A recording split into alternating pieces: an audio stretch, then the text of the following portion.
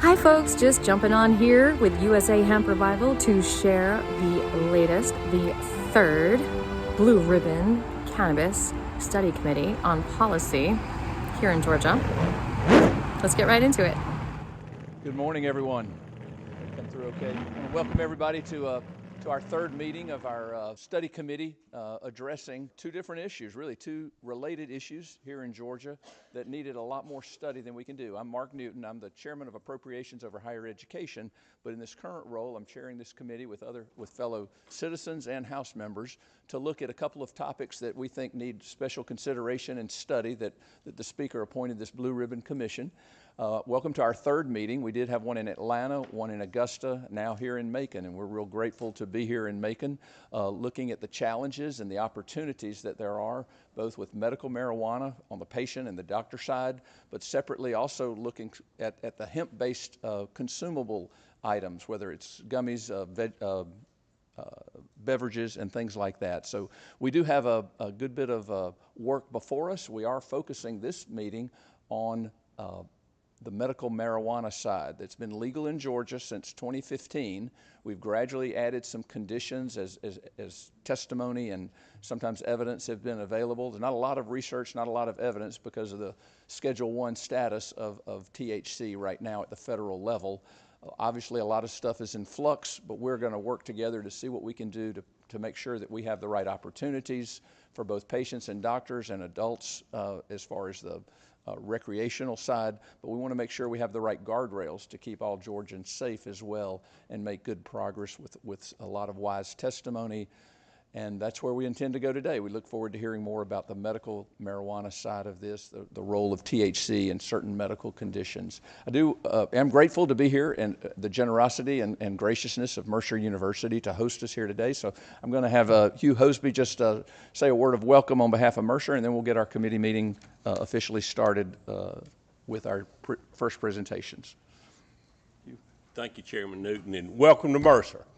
The president was afflicted this morning, and you're stuck with me welcoming you, but we're always glad that the Speaker and the House and the Senate both, when any of y'all's committees want to hold committee hearings, we'd love having y'all on campus. We try to make it hospitable and easy for you. I hope Graham will agree with that. If there's anything we can do for you, I'm going to be real quick. I know we've got several Mercer alums here. We've got Mayor Miller, that's a Bear, and former Senator Hill's a Bear, and Chairman Newton had a son that graduated from medical school here.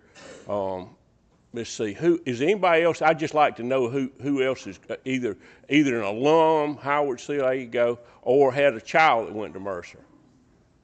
Well, somehow or another we missed it because almost 90% of our student bodies are made up of Georgians, believe it or not. And I'm going to say one thing, and whatever it's worth, we're the oldest continuously operated university in the state. And I went to University of Georgia too, but Mercer did not stop during the war between the states, World War I or World War II. We continued to be, so we got that claim and we're sticking to it too. If there's anything that we can do for you, I hope somebody will let us know. There'll be people checking in, Graham, if you need them.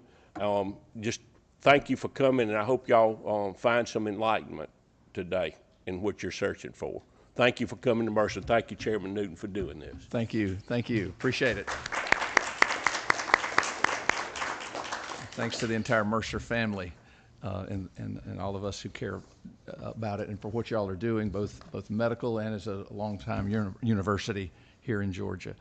We're going to go and get started with our first presentations. We do have an agenda for those. We have some available over on the table if you didn't have one. We're going to start with Micah Gravely here to speak with us. If you don't mind coming on up to the podium up here, and if somebody does have a presentation, our great House media staff have been doing a great job getting things loaded up for us to both live stream this and also do some remote testimony. But thank you for being here. And just introduce yourself to the committee, and you know this better than many. Well, thank you, Mr. Chairman. Can y'all hear me okay? Thank you, Mr. Chairman, members of the committee. Many of you whom I know and have served with for many years when I was in the Georgia General Assembly. This issue, I'm glad that you all are taking it up. I have followed it since I left the House in 2022. But during the time during the 10 years of service that I was representing my district, 8 of those years were consumed with this legislation, with this issue. It was something that I was very, very passionate about. As a freshman legislator, Representative Alan Peake came to me and asked if I would be willing to join him. And it was, in my opinion, really my worldview, it was the Lord had put something on my heart through a constituent of mine. And the last time that I visited Mercer University was during the first study committee that we did. I met a gentleman by the name of Captain Chris Clark, who was a member of the Atlanta Police Department in the Narcotics Division out in the parking lot, and we walked in together. And I knew at that moment, my first thought was, this is going to be an interesting meeting because I'm walking in with an Atlanta police officer. Am I going to be in trouble? But I soon found out that he was here to advocate on behalf of his son, Caden Clark, who became a dear friend of mine, and I still keep up with them today. I want to, if you will indulge me, briefly take you back to 2015 when we did, in the House, passed Haley's Hope Act. We went back and forth a few years. We finally got access to the oil. But in 2018, I don't think anyone knew that the Farm Bill at the federal level would actually, in a sense, legalize marijuana. That was not what we were trying to do in the state of Georgia. But in 2019, we passed Haley's Hope Act. It was a diluted bill. It was not everything that we wanted, but it was something. It allowed folks to be able to get a little bit more than having to go to other states, having to transport and move their families to Colorado, which many of them were doing. Some of them are in this room this afternoon. In 2022, the licensing came about. There were protests to that, and that's not unlike any other state. Other states that passed legislation like this, there were protests. But we were among the first of the southern states, really, to endeavor upon this. And we did that. By the way, go ahead. Excuse me, the protests were from other businesses because they didn't get a license. It was not a public protest, right? Thank you. Thank you for that clarification. Right, it was just businesses competitively jousting. That is correct. And thank you, because that bill did have wide support from constituents across the state. And it wasn't like that. That happened in other states as well. But we were among the first in the southern states to really go after this. We weren't the first to pass the bill like that because we were basically changing the code section from 1979 when Georgia actually passed the first medical cannabis. Virgil Naves out of Fayetteville, Georgia did that. It was based on the testimony of Mona Taft, who had advocated on behalf of her husband, Harris Taft. George Busney was the governor. I believe Zell Miller was the lieutenant governor, and Tom Murphy was the Speaker of the House. I've got the AJC article in my office. So we were essentially kind of picking up where they left off.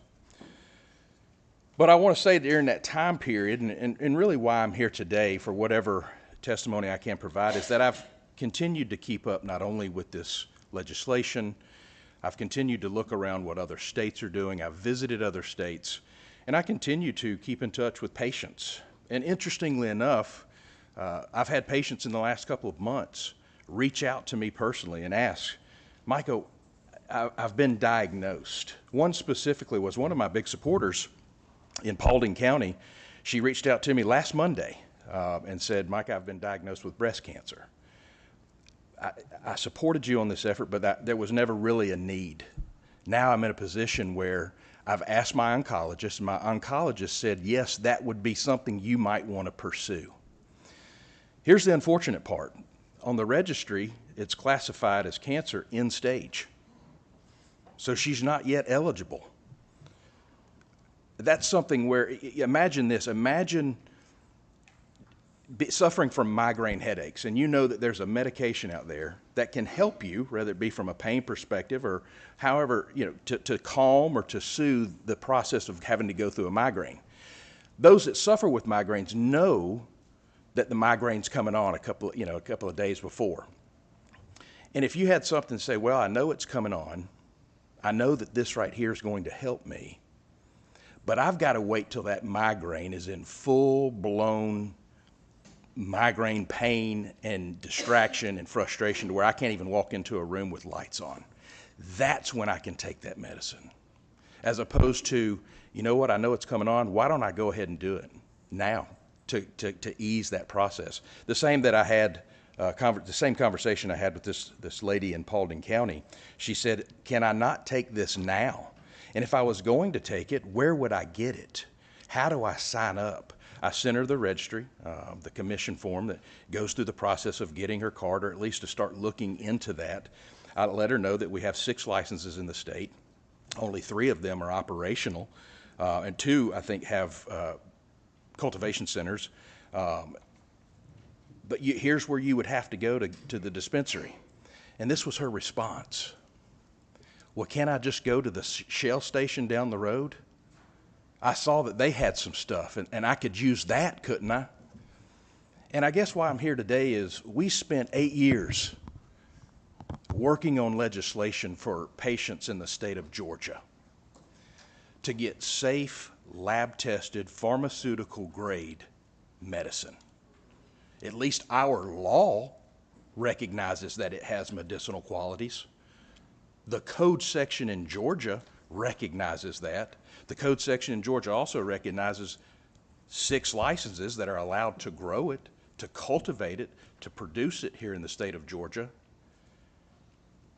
And a patient's asking if she can go get something off the shelf at a Shell station. And my first thought was, well, what did we do for 8 years? When we know that we have the top companies, some of which are in this room today, growing in a manner that is extremely in line with the law, that is safe, that is secure, that is pharmaceutical grade from start to finish. I've been to some of these facilities, and full disclosure, I've done several legislative tours over this summer at the Botanical Sciences Grow down in Tattnall County. And every legislator that I've taken down there got to see our law in effect. They got to see the parameters of the law. They got to see the production of this product. They got to see the workers that were there. And they also got to see the limitations that these folks are having to work with. During that time also, we've got other states. As I looked around and I was explaining to the legislators that have joined us on these tours, that other states that didn't start when we did have now surpassed us.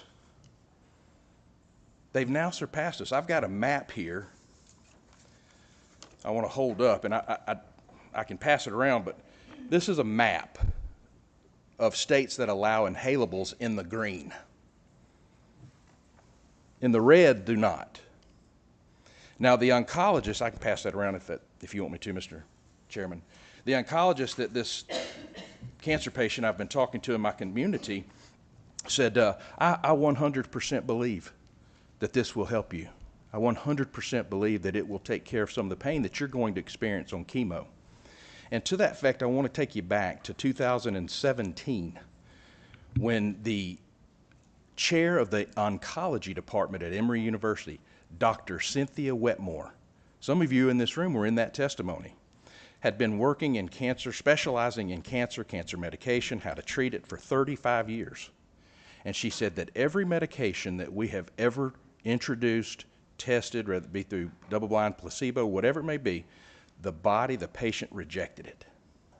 Until a few days later, and then the body absorbed it and recognized that it was there to kill the cancer. She said, however, there's one product, there's one substance that we did that the body immediately received it, that there was no rejection from the body, that it introduced and recognized the endocannabinoids that the brain produces and locked in perfectly. And she said it was medical cannabis. Now that's the chair, or that was the chair of the Emory Oncology Department, Dr. Cynthia Wetmore. Our patient registry, the diagnosis that we have online, which is easily pulled up with a Google search, every diagnosis, I think there's 3 or 4 that don't say end stage. If there's something that's out there and available, our citizens in Georgia should be able to get it at the moment of diagnosis, whether it's end stage or not.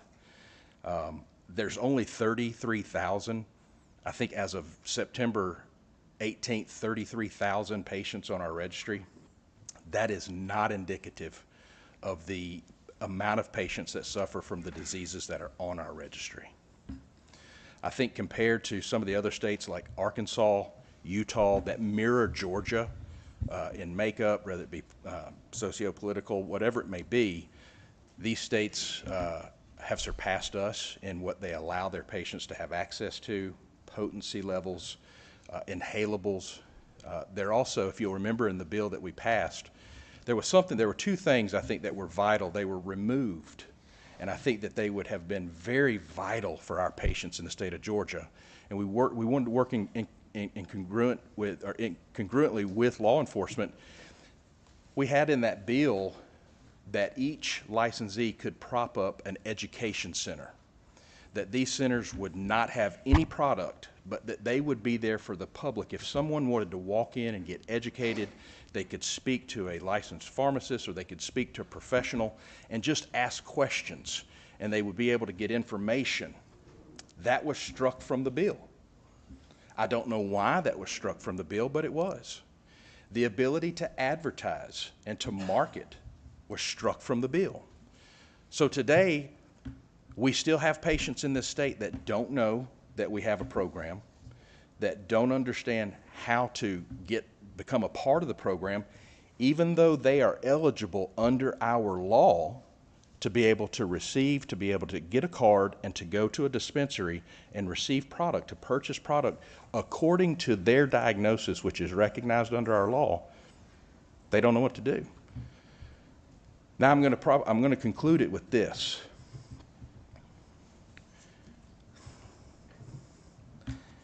So I did a lot of advocating through my years.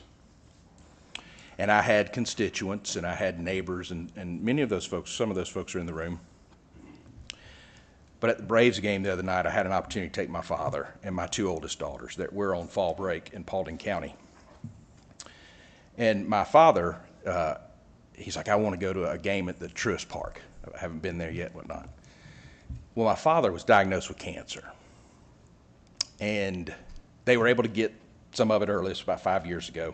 It was skin cancer. And he went back for his evaluation. And the doctor said, I'm a little concerned that it may have gotten into the lymph nodes, the test, let's just be, we want to be preventative. So he's doing a preventative regimen of chemo. He's lost 50 pounds. So I'm taking every bit of time that I can with my dad. My dad does not qualify if he wanted to go and seek treatment, which his oncologist would be in favor of. He does not qualify because it's not end stage. And I asked my dad, I said, Dad, I've worked with folks, I could get you in contact with them. And he said, well, son, I don't even know, how I would go about doing it. Where would you get it? And I'm sitting here thinking, I carried the bill. And my own father doesn't even know. And he doesn't even qualify. But yet he's been diagnosed with cancer. And that's not even talking about the other 21 diagnoses that are on the registry.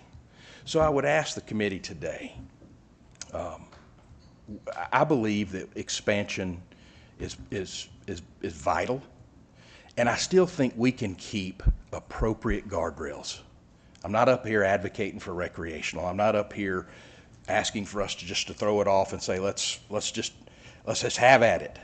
There's appropriate guardrails that we can do. If we were to add inhalables, if we were to increase the potency, or if we were to maybe even expand to different deliveries, we can still keep guardrails on that. We are still one of the most conservative states, and we see neighboring states that mirror us really going past us and delivering to their citizens more of an available variety of medications. I mean, the verdict is out there. For our federal government recognizes that it has medical properties. I've talked to law enforcement agents in my own community that recognize it's got medicinal properties. I just want our citizens in this state to be able to get, in consultation with their doctor, at the advice of their doctor, to be able to get a product that's going to help them go through whatever it is that they're going through that our state recognizes. And I don't think that's a heavy lift. I don't think that's a big ask. I think there's legislation in the House right now that can be picked up or carried forth that would allow those to do it. We have the best cultivators, in my opinion, here in the state of Georgia that are producing product that is lab tested, that is safe, that is pharmaceutical grade right here in our state, right here. It worked. What we did worked. The sky has not fallen. Not in not in what we did. Some other things have happened, but not in what we did. These facilities have not been compromised. They are run by professionals. They have a professional staff. They have doctors and scientists that are working there. 2 of the tours I gave, 3 retired law enforcement agents were in the back doing the packaging. So take that for whatever it's worth. I thank you for allowing me to be here. I'll stand for any questions. I know there's several testimony here, but I think it's time for us to look at our law. I think it's time for us to be able to give our citizens the availability they need and to be able to access the product that they're, under the law, legally should have. Thank you, Mr. Chairman. Thank you. We may have some questions from the committee. I know just a couple of things from me. The history you gave was helpful to say where we are on the medical side. I think the point you made about the tight control over that, the indoor grown, no pesticides, lab tested, very strict and completely different than what, as you referred to, what we're seeing going on this other side of something at a nearby gas station or convenience store. Certainly the degree of safety and security. I do also appreciate what you mentioned about the oncologist, who I'm sure with some of those cases is doing what is accepted attempts to cure the cancer or delay it, and what this medication, medical marijuana that we're offering, or THC, is to help with a lot of the symptoms. Nobody is out there promoting it as a cure for ulcerative colitis or sickle cell disease or whatever that we might be on our allowance. But sometimes if it's a way to minimize the disease, I mean, we in the medical field give medicines for nausea all the time. We give medicines for side effects. And if it can help alleviate some of the side effects to help somebody's life be better during their other medical treatment that might be shooting for a cure, I think you raised some great points on what ways we may need to be looking at to allow the medical side under doctor controlled and patient care, whether it's inhalables or whatever. I think that might be something we want to look seriously at. Is there anybody on the committee who has a question? I have a question. Go ahead. Do I hit the button? Yeah. Representative Smith, go ahead. Good to see you, Micah. It's good to see you, Representative. Good to see you. Based on your knowledge of the state, what would some of these guardrails look like? You know, listen, continuing to do allowing the manufacturers to do what they're already doing. They have worked well within our law. Nobody has tried to compromise it. No one's tried to get away with, oh, well, if I can do this. They have acted according to every dot and letter. Talking about the producers, right? The producers, yes, that we allow in Georgia now. Continue to work with law enforcement. I've said from the beginning, law enforcement needs a seat at the table, and there are law enforcement personnel in this state that agree. Some of them will say, I don't support recreational, but I do support the medical. Some of them have said in my community, I'm active with the cultivators. I have an understanding with them. I have access to the facility. I can go anytime that I want to. I think that it's in the breast of the legislatures to continue to say, how do we keep this in a safe, effective way? Like some of the stuff that's on shell stations, it's tested. It has to be tested, but it's done out of state. So how do we know what protocols, these out-of-state testing facilities or these labs, what are the same standard that we have in Georgia? And by the way, I know that our 6 licenses have to pay $200,000+. These gas stations, convenience stores pay $250, and they put stuff on their shelves that's tested. And I'm not going to argue the potency. I don't know. I just know that it's tested outside the state, and I don't know the level of protocol that they have. Is it like ours? Is it as robust as ours? $250, and they put it on their shelf, and that's becoming a viable option for thousands of people in the state of Georgia when we spent 8 years putting together what I believe a very robust, safe process that would produce lab-tested pharmaceutical-grade medicine. And to Dr. Newton's point, some of the doctors that I've talked with my father have said, you know, the weight loss has come through. He doesn't have an appetite. So having access to this, I mean, I hate to use it, but it's called the munchies. I mean, it would increase his appetite to be able, as he's going through this chemo process, to be able to maybe not have that weight loss. So, Ms. Russell, another question from a Yes. committee member. Well, I just, Catherine Russell, Catherine. Director of Policy at the Department of Agriculture, and I have answers to some of the questions that you had Thank you. about the products that you may find at a gas station if it is indeed registered with the state. I think one of the things that it's probably important to highlight is that products that you would find at a retailer that's not a medical marijuana distributor, those are going to be hemp products, and they are not recognized as medical marijuana in any capacity. That's correct. And that they are authorized by federal law. that is correct. And so those kind of, in my opinion, exist in a parallel kind of universe. And I wouldn't actually consider them to be something that a doctor would recommend or prescribe in the same way that they would look at medical marijuana, right? Oh, I would Because there's 100% agree with you. If I was So- a medical professional, I would not recommend anything at an Amoco, a Shell station, a Quick Trip, or anything like that. So I think that that's not exactly what I said, but what I can offer you is that many of those products are actually tested in state. They are tested by laboratories that have been approved by the Department of Agriculture. We have reviewed their applications to make sure that they have the required certifications, that they do not have partners or who have history of dealing or trafficking in any kind of drugs, and that there are safeguards in place. We passed a bill a couple of years ago Yes. that require that we do adequate testing to make sure that it essentially meets the same standards as any kind of food product, because there's kind of a gap there where none of the cannabis products were being tested to make sure that they were food grade. And so there are a significant number of testing regimens in place. I think that probably isn't well known because a lot of people don't want to read the rules. They're a little tedious to write, and so I can understand why people aren't interested in them.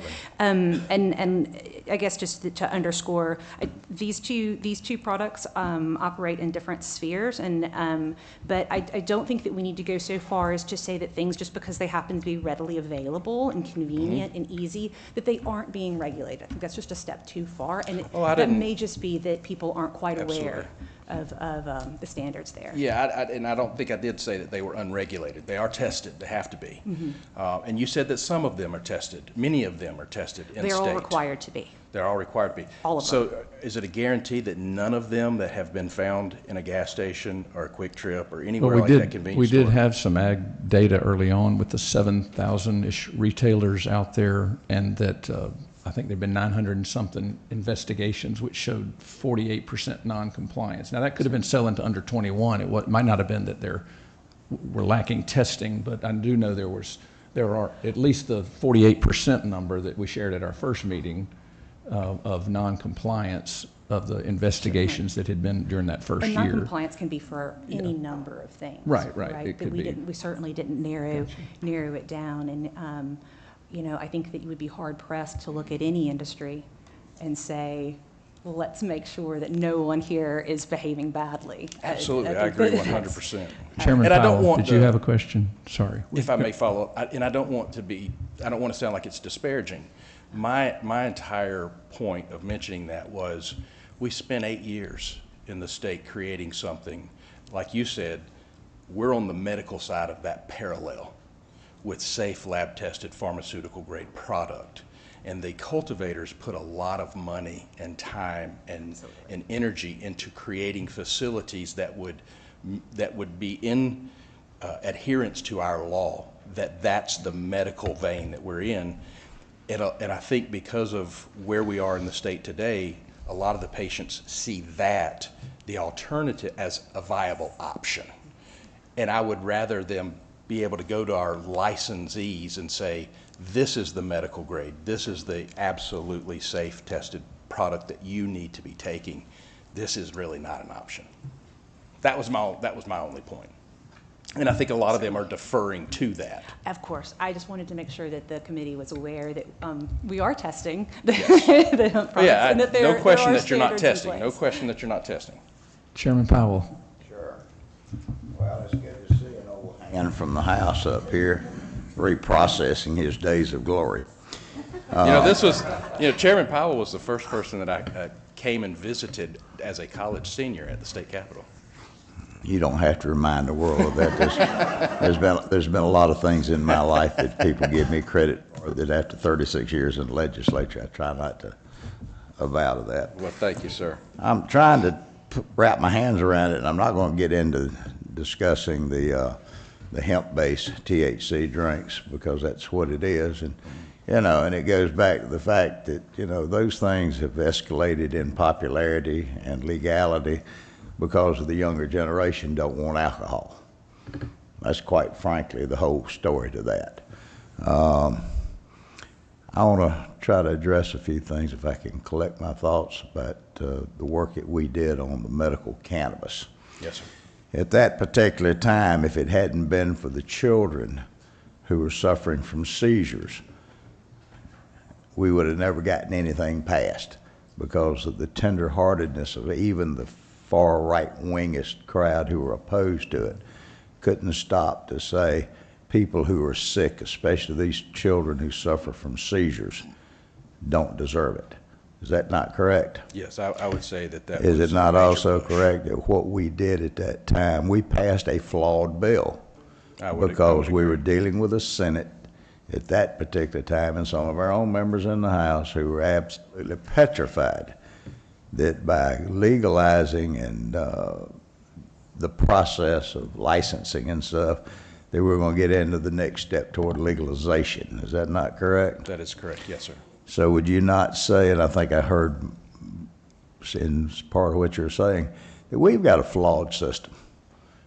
I We would passed say this thing, originally it was passed as medical cannabis for a certain number of diseases. That's correct. We know that the doctors can't prescribe because the doctors are absolutely petrified to deal with it. They might step across the line with DEA or some of their pharmaceutical licensing and such as that because it's still illegal as far as a Schedule I drug. That's correct. So would you not say that if we're going to cease being hypocritical by calling it medical product, that we need to step to the table and those people who have bona fide illnesses?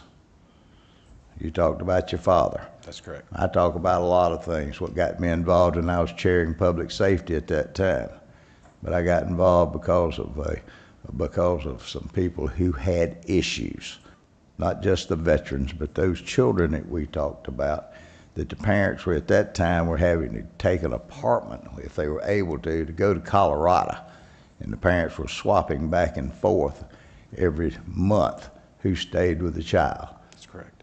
And this is what the purpose of what we had passed was.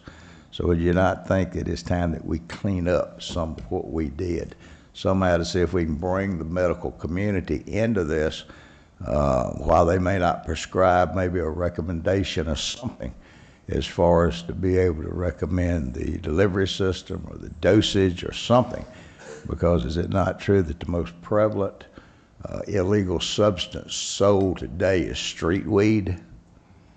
I don't know about that ranking of what's sold or whatnot. I know that the University of Georgia did a study that was presented to the House that said from a gateway perspective, they see opioids as being the gateway to then heroin, but that they would not consider the use of marijuana as a gateway anymore.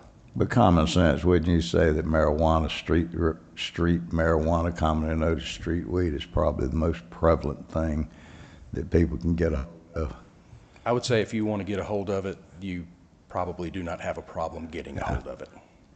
And But to that point, if I may, I think that we do have a broken system in the sense that if I wanted to go probably 5 miles in any direction of where I'm standing right now, I could probably buy a dime bag or a quarter bag of marijuana, smokable marijuana.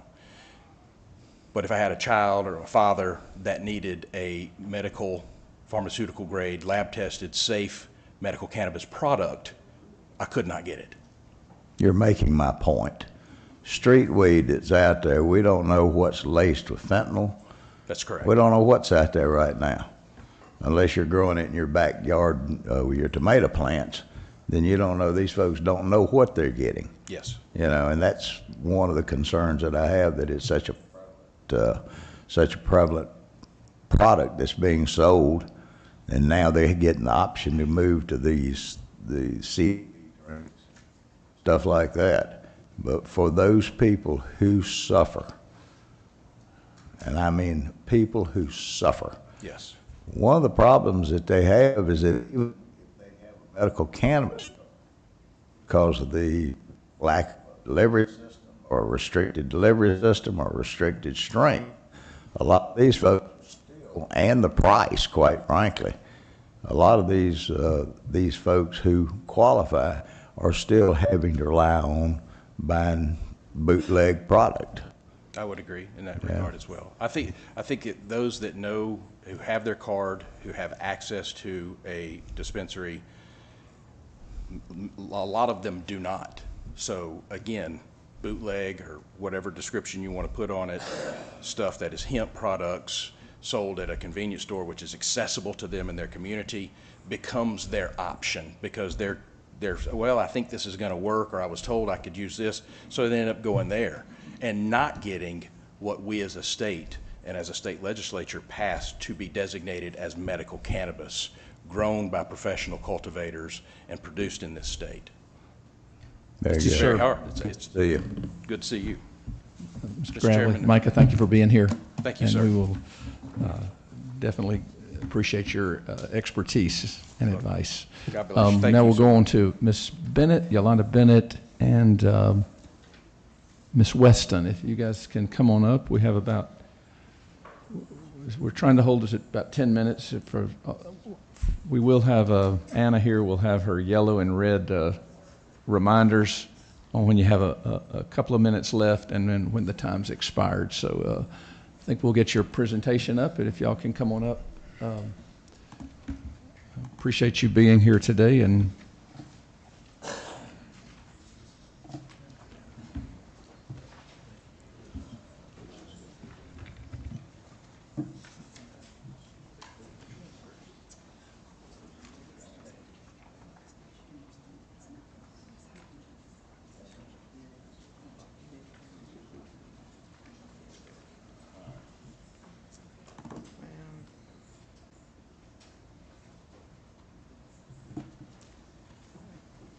This one?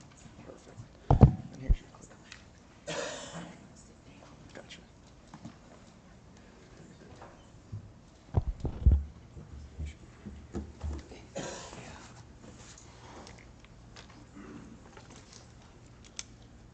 thank you. If you could just introduce yourself and Okay. thank you for being here. We do have Anna with her reminder cards here too, as well. Thank you. Hi. My name is Angela Weston, and I am the co-founder and director of education of the Georgia Medical Cannabis Society.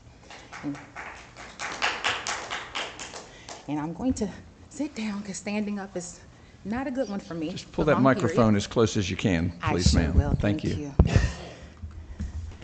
And say, bear with me today. I'm here on,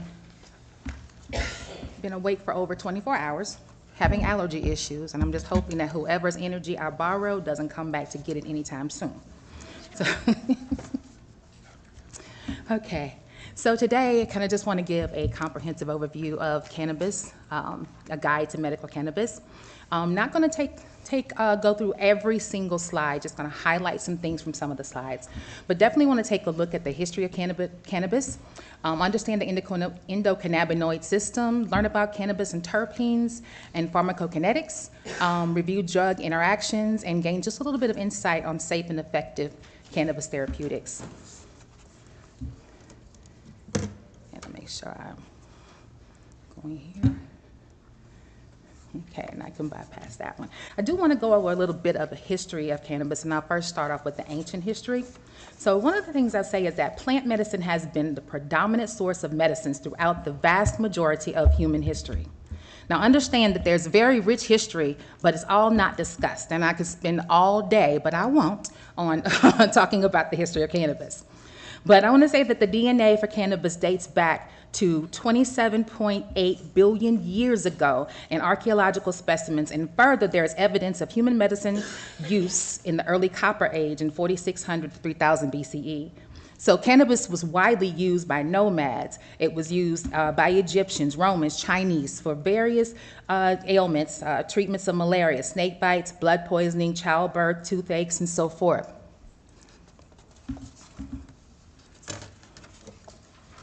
Now, moving forward just a little bit, I want to look at some modern history. There are some things in here that were very important to me. We have done an about face. There's from the practice from historical use. So in 1943, cannabis was removed from the U.S. pharmacopoeia, and physicians were prohibited from prescribing. So now you know now that they cannot prescribe it, they can only recommend. But up until 1943, it was in that book that lists all the drugs that providers are able to prescribe, and it was removed in 1943. And one other thing here, in 2003, the U.S. Department of Health and Human Services was issued a patent for cannabinoids as antioxidant and neuroprotectants for chronic neurodegenerative disease. Now, this is the great hypocrisy to me. The FDA holds a patent while it still maintains its Schedule I classification. Now, I'm not going to go completely over the endocannabinoid system. I know that you've heard about a lot about it from time to time. You've heard about the CB1 and CB2 receptors. You know that ECS is the homeopathic physiological regulator for controlling sleep, mood, appetite, and etc. But I do want to talk about the types of cannabinoids. We have the endocannabinoids. And that's here, the endocannabinoids. Those are the ones that our bodies actually produce, which are anandamide and 2-AG. Then we have our phytocannabinoids, which come from the plant, i.e. THC and CBD. And then, of course, you have your synthetics. Now, there's always a lot of talk about, of course, THC and CBD, but there is not enough talk about the minor cannabinoids that also contribute to the way cannabis interacts within our body. The less abundant minor cannabinoids can interact or synergize with one another, modifying the results or the effects. And here you have a few of those that are out here, the CBG, the THCV, CBC, and CBN, some of your minor ones.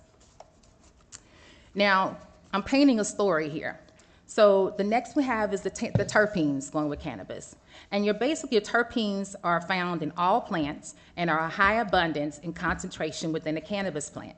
Now, although the amount of concentration of terpenes vary from plant to plant or between chemovars, terpenes are in high abundance and concentration in cannabis, and they play a significant role in the entourage effect, the synergy between cannabinoids, flavonoids, terpenes, and other cannabis compounds that help produce the therapeutic effects of cannabis. Now, this is what the entourage effects looks like. When you take a look at this picture here, you'll see the flavonoids, you'll see the cannabinoids, and you also see the terpenes. These work together. Cannabis is made up of a number of compounds, including those cannabinoids, terpenes, and flavonoids, that's believed to act together, and that's what creates that entourage effect. This is why it's so important for us, excuse me, to be able to have the whole plant, not just THC, not just CBD, but the entire plant. So in my opinion, just taking a look at that, think of it like this. So allowing me to only have THC and CBD is like saying I can have spaghetti noodles without the sauce. That doesn't work together. You know the sauce tastes better when you have the noodles along with it. So that's why, using that analogy to basically understand why we need the entire plant. And so just looking at this is a list of top 5 of the terpenes that we have, and you can see some of them may be familiar with you, which one of them is linalool, which is also found in lavender. And see, each one of the terpenes has its own therapeutic uses: anti-inflammatory, anxiety, stress, relaxation and calming effects, pain, inflammation. So again, this is why we need the whole plant. Now I'm going to skip to something that's called pharmacokinetics, and just kind of briefly tell you what pharmacokinetics basically is. It's the study of how the drug moves into, through, and throughout the body over time. It's what the drug does, what the body does to the drug is what pharmacokinetics is. And there's a reason why I actually brought this up. There are 4 components of it. One of them is absorption, and that describes the site of administration, distribution, the metabolism, and excretion of that product. So I think I may have gone too far. Okay. And so now, moving along a little bit, I wanted to talk about the multiple ways that cannabis is consumed. I think I skipped backwards forward on that one. There we go. So there's multiple ways that cannabis actually is consumed, but there's 2 that I'm going to focus on, and that will be the oral and inhalation. So going through the oral, when you ingest cannabis, it goes through a process called first-pass metabolism. And what that is basically how the drug actually goes through the body. It's taken orally, it's metabolized by the liver and the gut. And so this picture kind of shows that path of when the cannabis is swallowed, it moves into the digestive system and goes to the hepatic portal system, then to the liver, where it's broken down into its metabolites and out to the rest of the body. And then eventually it's excreted via your urine and feces. Inhalation is just a little bit different. And I'll skip a little bit on here. Inhalation is a little bit different, and we all know that comes in, it goes directly into your bloodstream. Now, I'm going to skip because I know that time. There's something that I definitely want to bring out here, and that is dealing with inhalation. So I know there has been some concern about inhalation and from people actually smoking a blunt joint or whatever you want to call it. But I wanted to introduce something that I had the opportunity to utilize last year, and it's called the Volcano. This uses dry heat. So you bypass the carbon and all the other things that actually would come from actually smoking. And also this is very cost effective. This device is actually utilized in the UK and Canada, and it's actually covered by insurance. And they also use it in their cannabis clinics. And this is one that I would recommend that also for patients who, and they also recommend it for patients who may have issues with respiratory issues and so forth. But it does not burn. It actually uses dry heat. And why I say it's also cost effective, because once the cannabis is actually decarbed in this device, patients can actually use that in their teas, their tinctures, making products of themselves at home. So it's more like they get an opportunity to inhale, but also use the product afterwards instead of it burning away. But now, one last thing I do want to mention on here, and that is the metabolism of cannabis. And the reason why I want to mention that is because there is a need for patients to definitely have conversations with their doctors, definitely have conversations with their pharmacists. And the reason for that is because how cannabis is actually metabolized in your body. By using the well, it's called SIP 450, and that's actually the enzymes that's in your liver that helps to break down the cannabis. And I'm trying to move to that slide so you can actually see it if I didn't pass it up.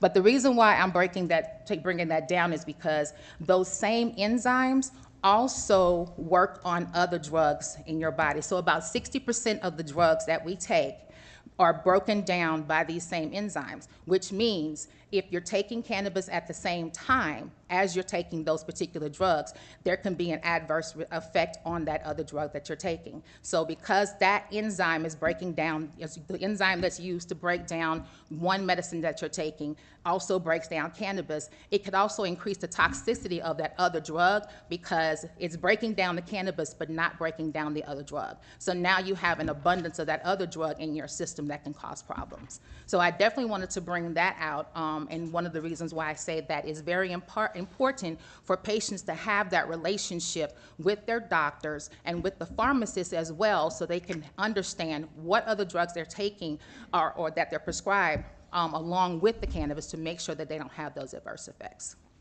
And so, and I'll end there. And there's a lot more, so definitely you can reach out to me. I can pass my information. I'll be happy to go over this with anybody. We're also going to be having what we call master classes, where we teach this information online and in person. And we also, at this point, too, have 2 students from the University of Maryland, which is where I graduated from as well, in the master's program in cannabis science and therapeutics, who's working with us through their capstone for more provider and patient education, so we can go out within the community and educate patients and providers as well.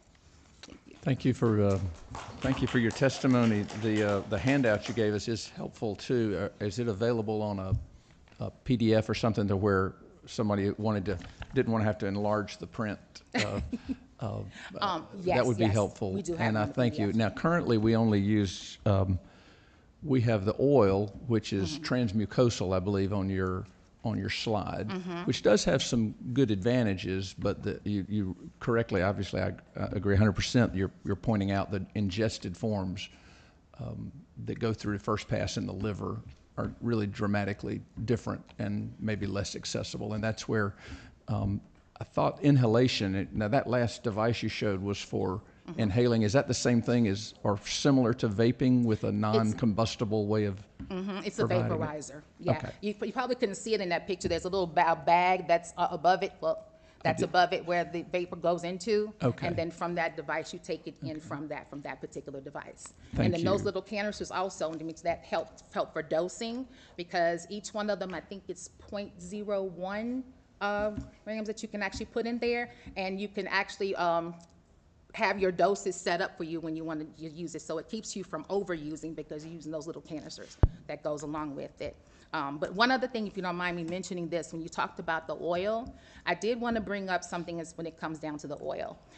We definitely need other ways that people can ingest cannabis, because there are some people who cannot digest oil. There is a condition, it's MCAD, is that condition where they don't have the enzymes to break down that oil, and it causes a problem. So therefore, if we only have oil and you have patients who cannot digest that oil, then they are not able to use the tinctures or the other products that we actually have. So therefore, we definitely need to have more products. We need a more robust program that includes multiple ways of being able to consume the medicine. Thank you, ma'am. Ms. Bennett, if you could step on up. We've got a few minutes we can continue. Thank you for that information. I hope you're available I'm sure you're available for other questions with the endocannabinoids that you mentioned and the ability to access those non-THC portions of cannabis as well.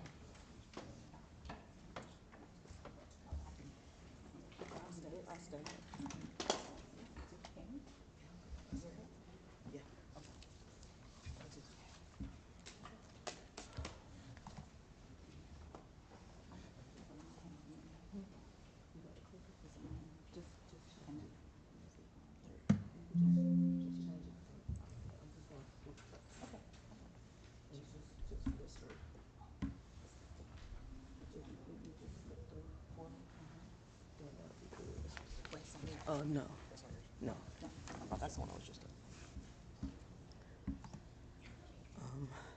And if you don't mind, we do have about 8 minutes left on this portion, if that's all right. Miss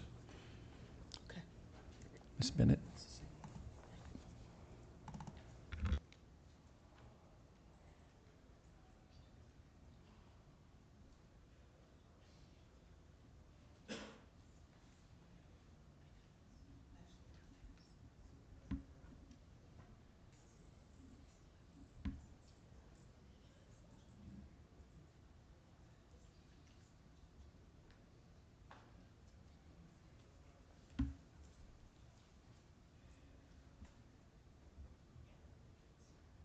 Technical.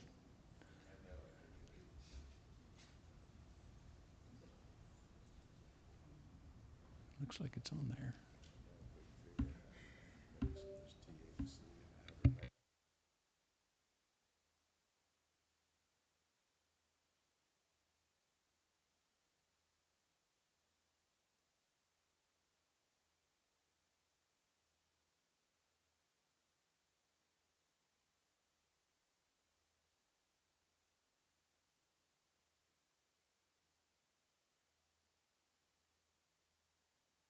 Are we using the same slides or different ones?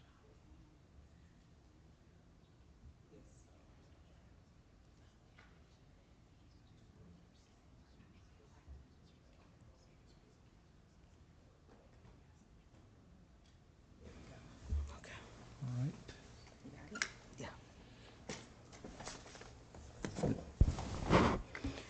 Thank you for being here, and if you could introduce yourself and go ahead. We will have the yellow and red cards as well. Thank you. Okay. Good morning, everyone. My name is Yolanda Bennett, co-founder of the Georgia Medical Cannabis Society. I am a former correctional officer, former trucker. So, of course, I had so many presentations. As you know, you probably received several ones, but right now, for this particular presentation, Mr. Chair, members of the committee, we came here with presentations, with data, with comparisons and charts from other states. We came prepared to show you what's possible, but I'm standing here now to give you something deeper than numbers. I came to give you the truth, because this is not just about legislation, it's about liberation. I am not a lobbyist. I'm not here to sell you anything. I am a patient. I am a survivor. I am a woman who had to crawl her way back from the edge. Not because the system saved me, because the plant gave me relief when nothing else did. I lost my health, lost my career, my lifelong dream of being a truck driver. Believe it or not, right? Ever since I was little, I used to watch BJ and the Bear, Smokey and the Bandit, and that's what I wanted to do with my life. I became fascinated. I knew that's what I wanted to do. The big rig life spoke to me. The open road, the freedom, the responsibility, and I achieved it. That was my dream. That was my identity, but illness took it from me. My wife, she had to walk away from her nursing career. She was going to school. She didn't have to work. I took care of her. And those of you all who know, if you're a provider and that's taken away from you, you should know what that does to you. You feel worthless. You feel hopeless. You want to give up. And that was me.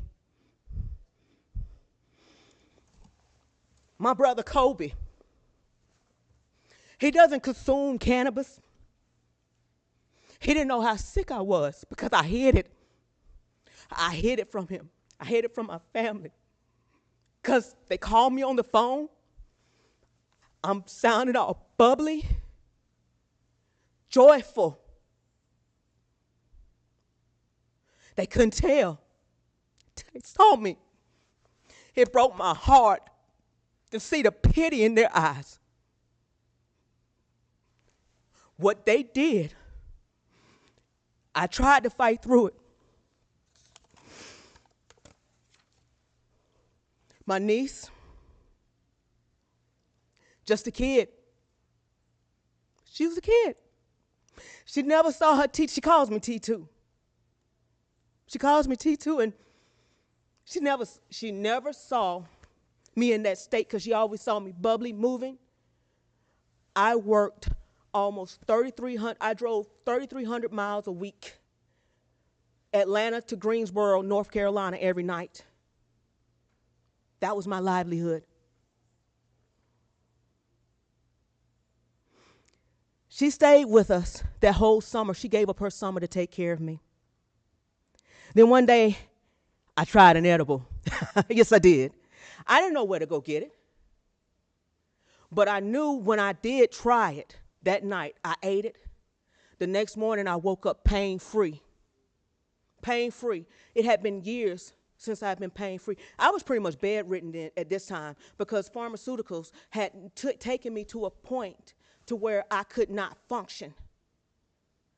I was on 40 milligrams of high-dose steroids a day.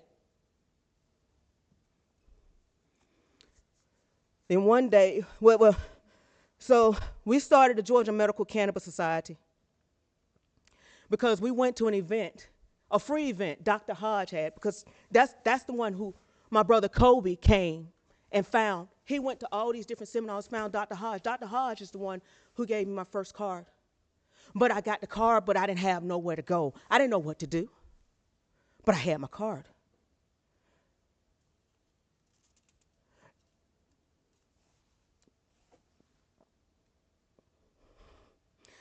It feels like we are the children of Israel,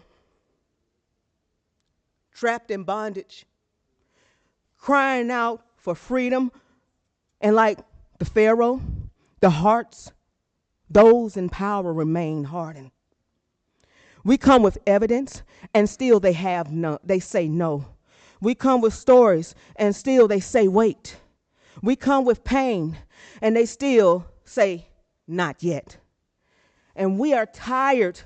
We are tired of waiting, tired of watching veterans die without access, tired of watching elders suffer in silence, tired of seeing kids denied life-saving treatment, tired of patients being punished instead of protected.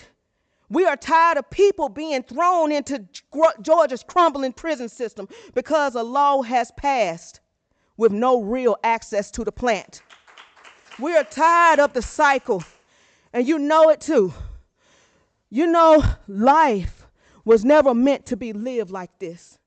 Now, here's a story. A 30-year-old, he was working in law enforcement for 30 years, a man who passed over 150 drug tests during his career. He lost his job over a test.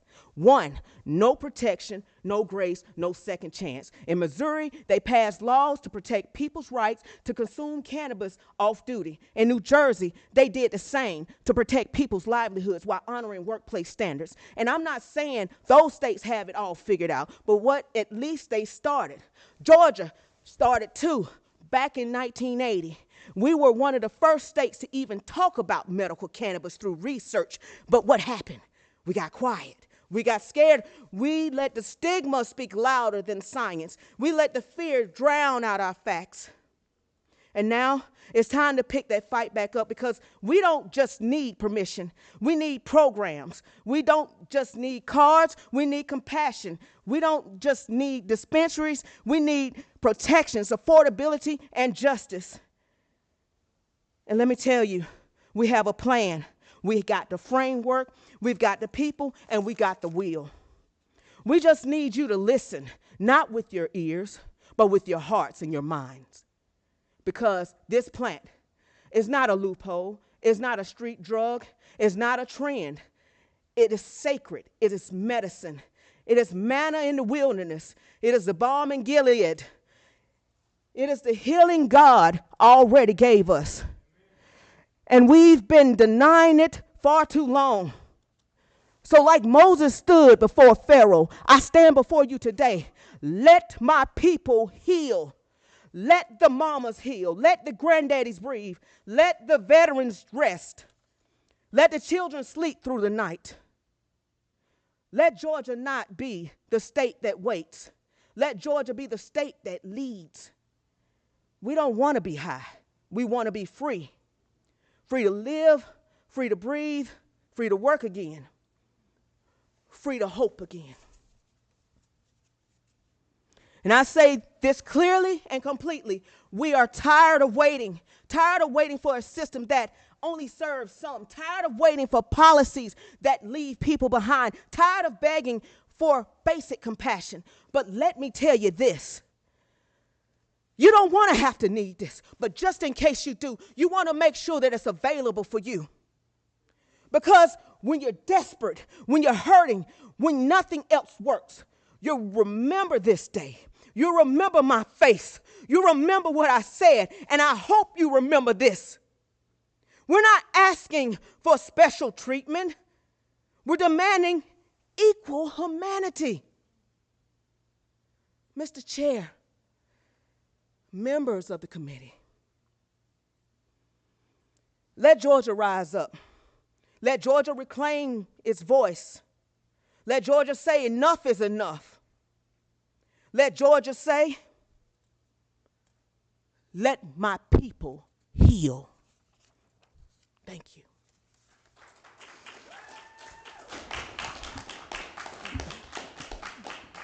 Thank you for your heartfelt testimony and the guidance for this committee. We appreciate the handouts that you both have given us, and thank you very much.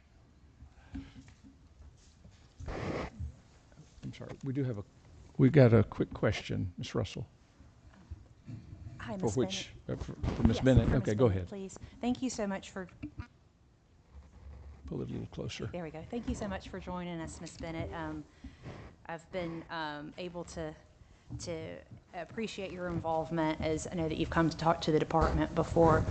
And you have had to fight your illness. You and I have spent a little bit of time together talking about these issues.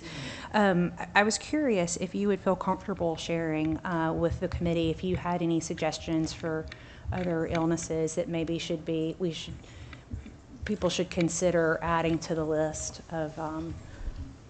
I know about 4 sessions ago, they introduced ulcerative colitis, but it's still waiting. I highly recommend all conditions that a doctor recommends or deems suitable, because the only one that can deem that is the doctor, or just like in DC, self-certification. Because since cannabis is a Schedule I drug, a doctor can only recommend. So what I would recommend, whether it be having a doctor, having a way to where you have both the patient have an opportunity to either have the doctor or self-certify. Also allow nurse practitioners, physician assistants to go ahead and recommend, because in other states they do that. Thank you. Thank you all. Okay. Once again, thank you, Ms. Bennett and Ms. Weston. Thank you. Now we're going to ask Dr. Is it Terel Newton, Medical Director, if you can come on up, and we will be getting your slides ready as quickly as we can.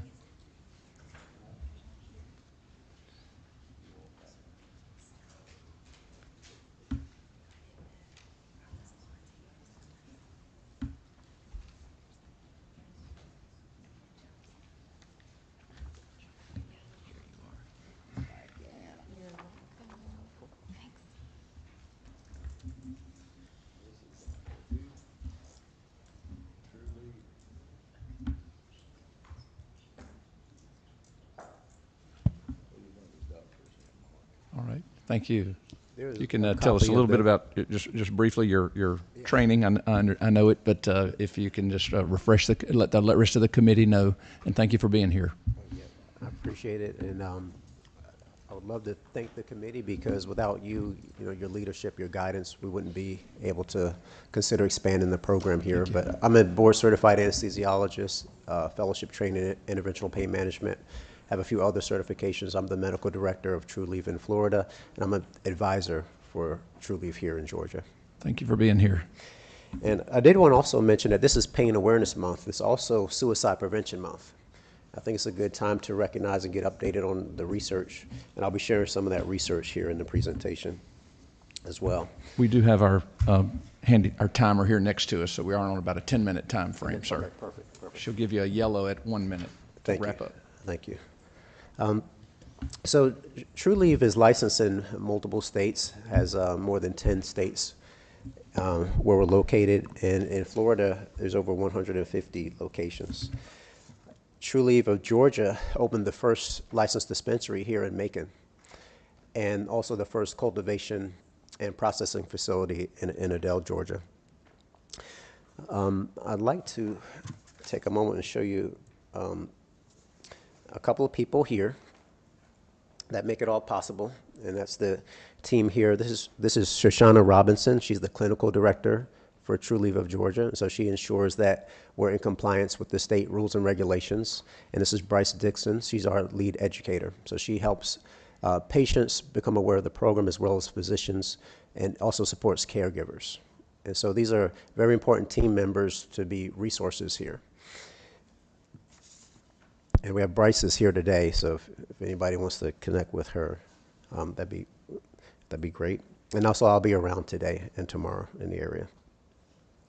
So someone did a great job of recapping some of the rules and regulations.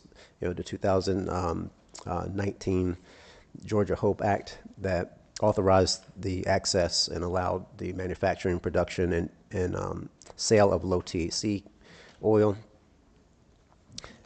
And several things I think that are important, and just to piggyback off of the last two speakers, one of those is removing the end stage. And I included some research here in this handout here on that first page. Patients often benefit even when they're not end stage, and this includes multiple sclerosis, Parkinson's, Alzheimer's, and HIV. 18 out of the 17 conditions for Georgia list severe or end stage before patients qualify. But there are many situations and cases where patients can benefit before they become end stage.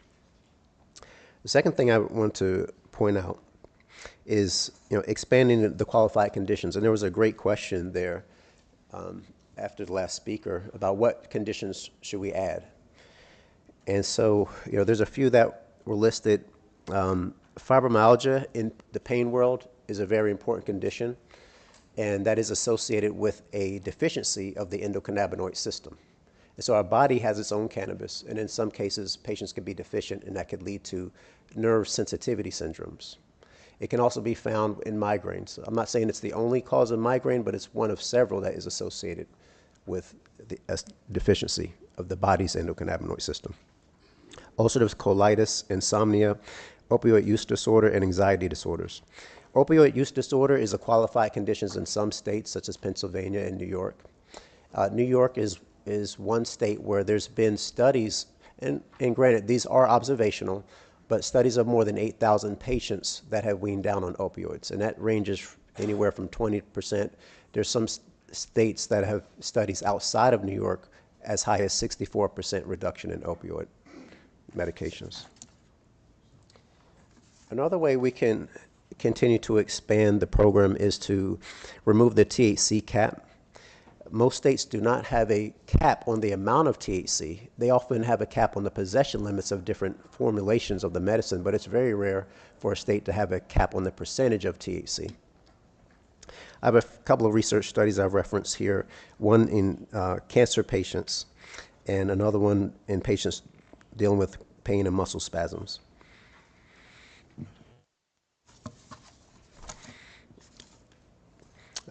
Someone had mentioned earlier about the formulations and routes of administration, which I think was a great point, that the inhalation routes often provide much faster relief. So patients dealing with severe pain, dealing with migraines, severe spasms, they can get relief within a few minutes with the inhalation route. and it was a wonderful job. I really loved that slide where you showed the different formulations and how they work in the body. And inhalation works differently. So as you mentioned, there's a faster spread into the bloodstream, and patients can often titrate it.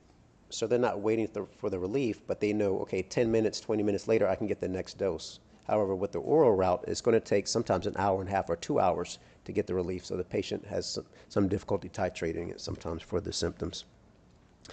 There's also something called right to try. Right to try is, let me go to the next slide here. This is something in the medical field that we use, and it's primarily for end-stage conditions, late-stage conditions, and this would open up more flexibility for the physicians to give recommendations for conditions that's not listed. And also I wanted to mention increasing access. So in Georgia, there's a limited number of dispensaries each license holder can have. And so that limits the access for patients. And so there's some patients living in remote areas, they may be disabled, maybe they don't have transportation, so they don't have as much access to the medicine, but having a system of delivery where there's tracking and there's what we call the chain of custody and documentation, that would really help patients increase the access. And I just wanted to conclude with saying, you know, as we look at Pain Awareness Month and suicide prevention, that I think that as we continue to, you know, get direct evidence from the patients, get the physician's point of view, and now I've added the research perspective on that second handout that you have there, I think we can come up with a great plan to continue to expand the program. Thank you, I appreciate it.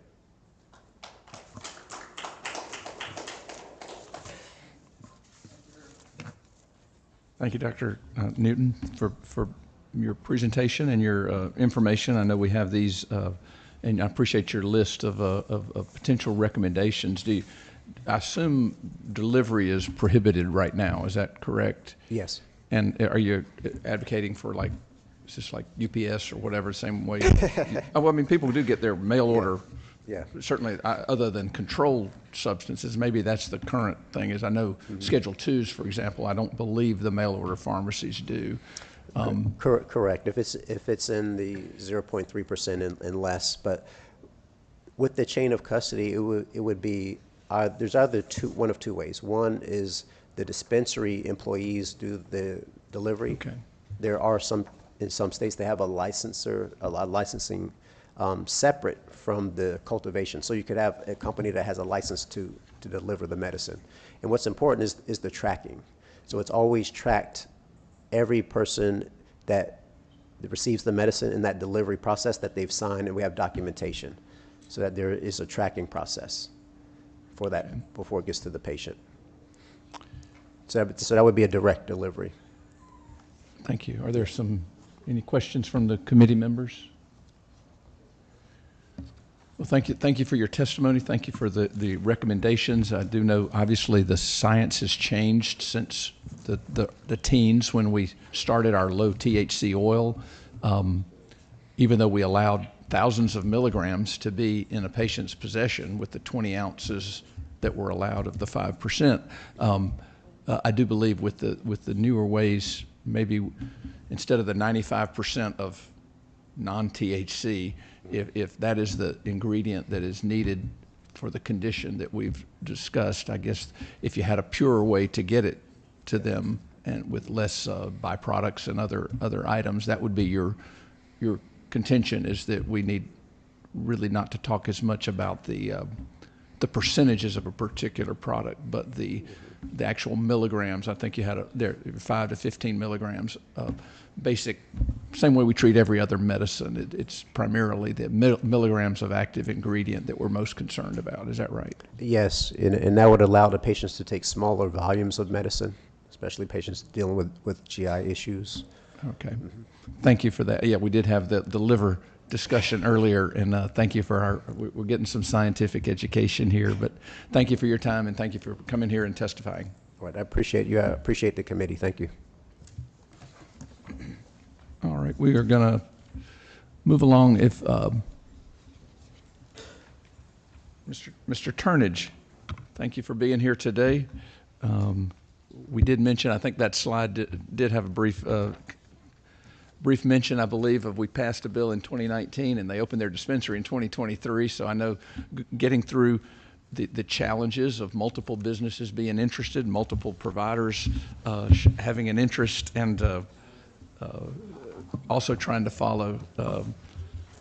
Sometimes we're not completely scientific at the legislative level, but thank you for your committee's work. Pass along our appreciation to those who've been committed to the process of getting this, on the medical side, getting this medication to ease symptoms, to help with symptoms in all those conditions and more. So thank you, and please proceed.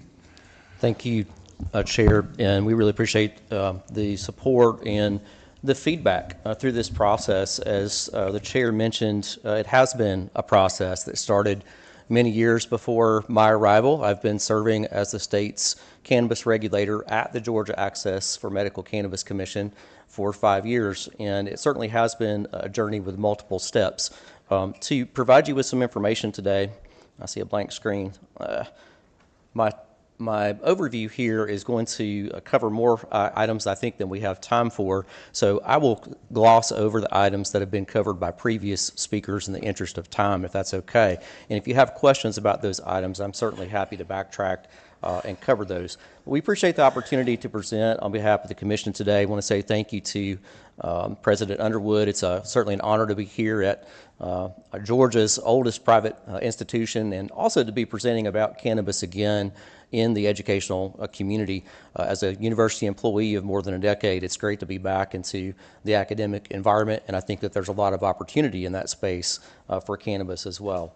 The items that I'll share with you today from the Commission, a little overview on our milestones. I want to be sure that you have the most up-to-date information about the Commission's production licenses. Certainly want to share where the dispensing licensees are located at across the state and show you that on a map. I want to talk a little bit about our program responsibilities, what we do at the Commission, what the law charges us with as our responsibility at the Commission. And then finally, I'll share probably the highlight of this biennium, which most of you are familiar with, and that is our patient listening tour. Still fresh, that occurred at multiple universities and technical colleges across the state, wrapping up late in November of last year, so not so many months ago. And several of you that are serving were participants and supporters of some legislation that contemplated the feedback that we received from patients, and I want to touch on that as well. A little bit about the Commission. The Commission does have appointees from Governor Kemp, appointees from the Lieutenant Governor and the Speaker, and those are the 7 members that serve: Sid Johnson, Danielle Benson, Shane Hudson, Jason Shepard, Dr. John Stewart, Bill Prather, and Chuck Welch. Really appreciate their support and their willingness to serve on the Commission, as well as the members who are previous appointees that have served. And you can see that in Georgia Code, the Commission does reside with our authorizing statutes in Title 16. I began my career as a law enforcement officer at Hall County Sheriff's Office back in 1997. I was a skinny little kid. I had a full head of hair and no hair on my face at that time, Dr. Newton. But I know that from looking at Title 16, that's the criminal code, and it's always interesting to me to see that medical cannabis landed there, and I think that the federal illegality is certainly a good place for it to rest at, along with several items that are covered in Title 16 in the Commission's authorizing statute. Again, we were created, as Dr. Newton mentioned, in 2019 with House Bill 324. We're subject to all the requirements that other state agencies are as a state agency, and our responsibility is to regulate the indoor growing, manufacturing, production, we would call it, dispensing, and sale of low THC oil derived products to registered patients here in the state of Georgia. I want to share some milestones. I will not touch on each of these. This is going back to the beginning of time. I appreciate former Representative Gravely running through the time machine at the beginning of the day today. Certainly covered several of these items as well as before this timeline began. And this presentation I'm happy to share. I believe all of you will have access to that as a part of the meeting as well today. But it brings us up to where we are at today. And what we do have is 6 production licensees in our state. All of those are fully operational. And we do have 4 of those entities with dispensaries that are open in our state and making products available to patients who are registered. This is our website. The information that I'll share in the presentation is publicly available at www.gmcc.ga.gov. And here are some items that you can look at on our website. So our production licensees really are the core and the heart of what we do at the Commission.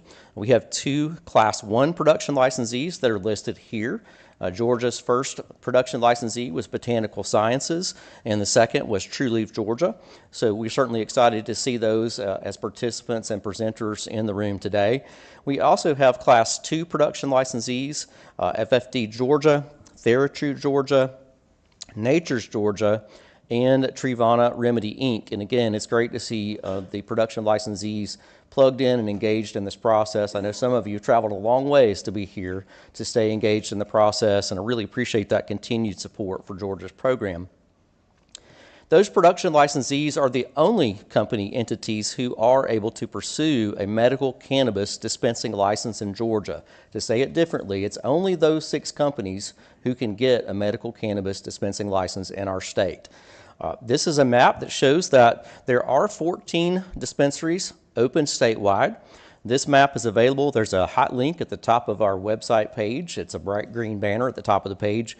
You can click on that link on your cell phone, and within a couple of clicks have driving directions to the front door of the 14 dispensaries that are open statewide.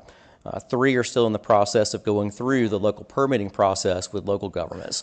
So that's going to be a valuable tool for patients. We hope that this continues to be a valuable reference tool, not only for you, but also for the public to see where are those regulated entities where they can go, where patients can go and obtain the safe laboratory tested medicines that you've been talking about in this committee process.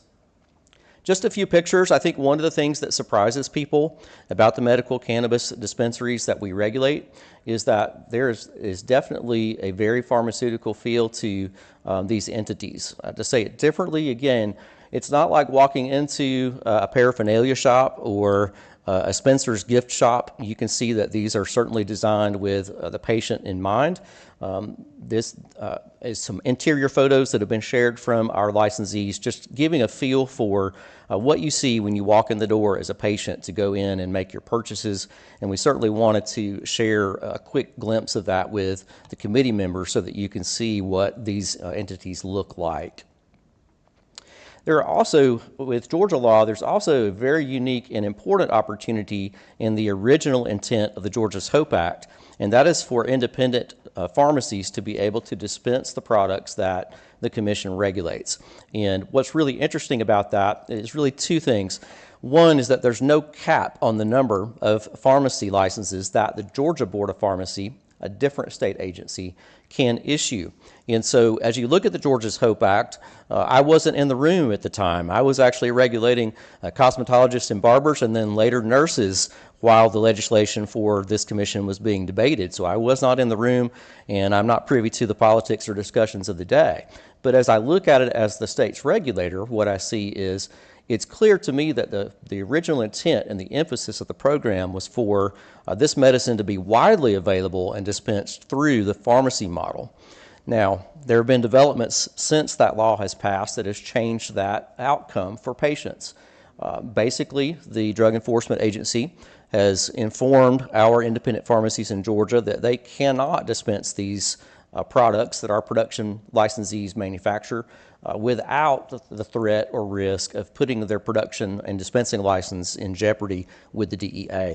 So I think it's really important to note that there's been a pretty hard brake check by the federal government on the original intent of Georgia law with the Georgia's Hope Act.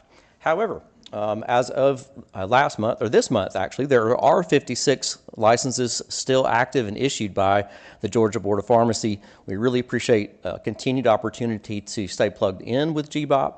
They certainly have been supportive, and they've been very proactive with communicating with the Commission and with patients about the need for medical cannabis. Here's a quick walk through regulations.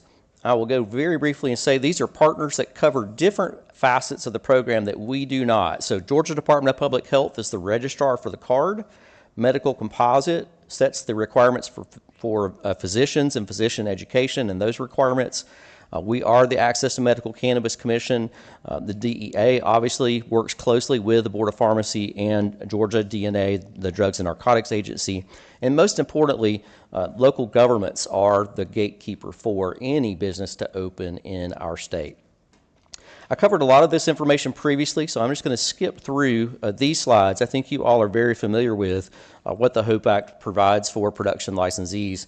I also wanted to give you a quick glimpse at what is a product that our production licensees manufacture. Again, we have requirements for the commission. It's a directive, it's a charge in the HOPE Act. You can see that these have to be products infused with low THC oil, including but not in prohibited items that are not limited to cookies, candies, or edibles. These items have to have packaging requirements, they have to meet labeling requirements, and they cannot be appealing to children or minors. So I think as you look at these products again, you can see that these are very plain packaging, plain labeling, plain container items that are regulated by the commission. Here are things that we do on a regular basis at the commission. In addition to conducting multiple inspections on our production licensees and multiple inspections on our dispensing licenses, we also have oversight of the products. So these are just a quick few things that we look at with packaging and labeling, quality control. We're also responsible for seed to sale tracking and product safety recalls. I will fast forward, Mr. Chair, in the interest of time and just touch on three quick things from the patient listening tour. One is I provided for members a copy of the patient listening tour reflections report. Each of you should have a copy of that in front of you. I will leave it to you to look at that in your own good time. It is available on the Commission's website. I want to say thanks again to the entities that hosted us on that tour. And I wanted to provide the patient feedback. Most importantly, and I'll close with this, Mr. Chair, is this is not the Commission's position. What we provided in the patient reflections report is directly from the patients. And I hope it's safe for me to say that there are several people who came to speak to us at the patient reflections tour that are in the room today. And it's really encouraging to see that they stay engaged in this process as the General Assembly considers what changes may be needed with the medical cannabis program. But I simply provided snippets or cutouts directly from the reflections report that you have in front of you. And I have provided information that patients gave to us in their feedback about THC limits, about product types, and as well as other items that they asked for us to relay to the General Assembly as wishes and needs that they have for this program. So with that, Mr. Chair, I know that we're short on time, and I'll be glad to stand for questions, and thank you again for the opportunity. Thank you. You did have a full couple of slides there that are Yes, sir. that are still very educational, and, Yes, sir. and I'm glad we have our information from that listening tour. A lot of challenges. I'll check and see if there's any committee members with the. Yeah, well, I do want to thank you for that. Obviously, your commission's role is to implement the laws we've passed and not necessarily advocate one way or another. But but you can give us data and facts if it seems there's. I noticed you showed the products up there and the limitations that are in current law, and obviously those are things we're looking at on. Are there ways we could make it more accessible for individuals who need this? And certainly that's something we'll continue to look into. But thank you for being here. Thank you for having us. And again, my contact information, I'll be happy to provide that. And reach out anytime, members. Thank you for the opportunity. Thank you, sir. All right, if we can, thank you. Now we have our final speaker, and then we do have a good bit of public testimony. If Dr. Elizabeth Stuyt, MD, if you could come on up, and we will get your program up there. And what's that? Oh, sorry, excuse me. So she's joining us by Zoom. Is that correct? All right, thank you.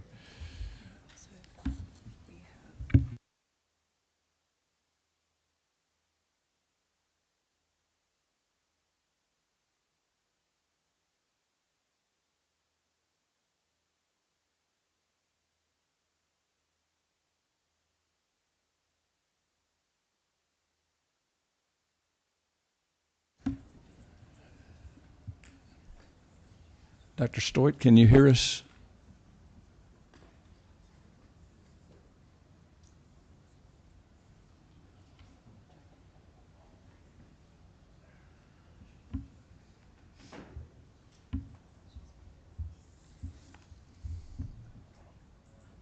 Thank you. Can you hear us? Thank you. We do have a limited amount of time, about 5 minutes, if you could.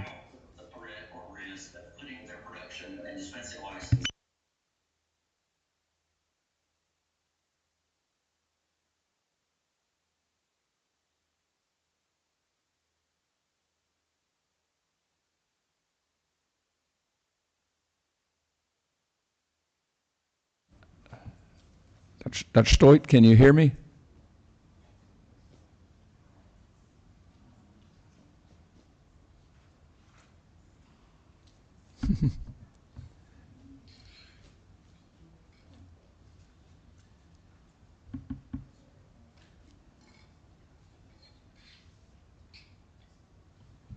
Can you hear me now?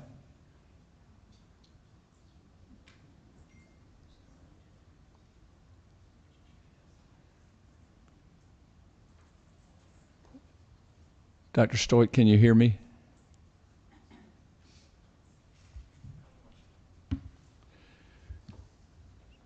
Well, we might have to go ahead and maybe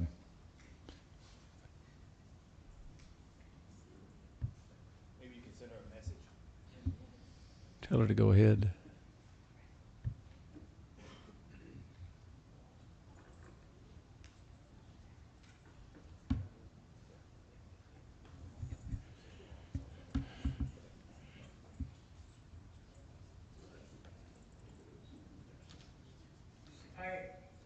I'm happy to. Good. Good.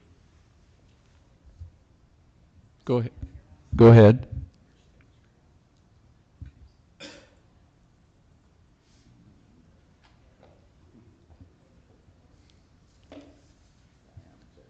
Good morning. I hope you can hear me. I have difficulty hearing you. My name is Stuyt. I'm a board-certified psychiatrist in Colorado, and I've worked with hundreds of people who have had problems with high-potency THC. When I heard about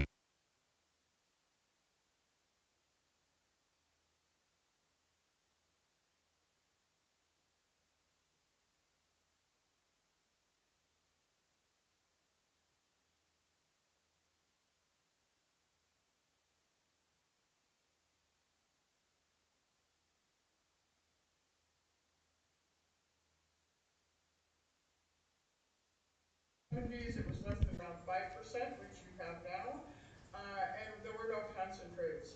Now we have average in the plant 20%, and we have concentrates up to 90% with multiple problems resulting. There have been studies, yes, showing that cannabis can be helpful for some medical conditions. The National Academies of Science in 2017 came up with their recommendations, and it was mostly based on this very large systematic review and meta-analysis, the Whiting article.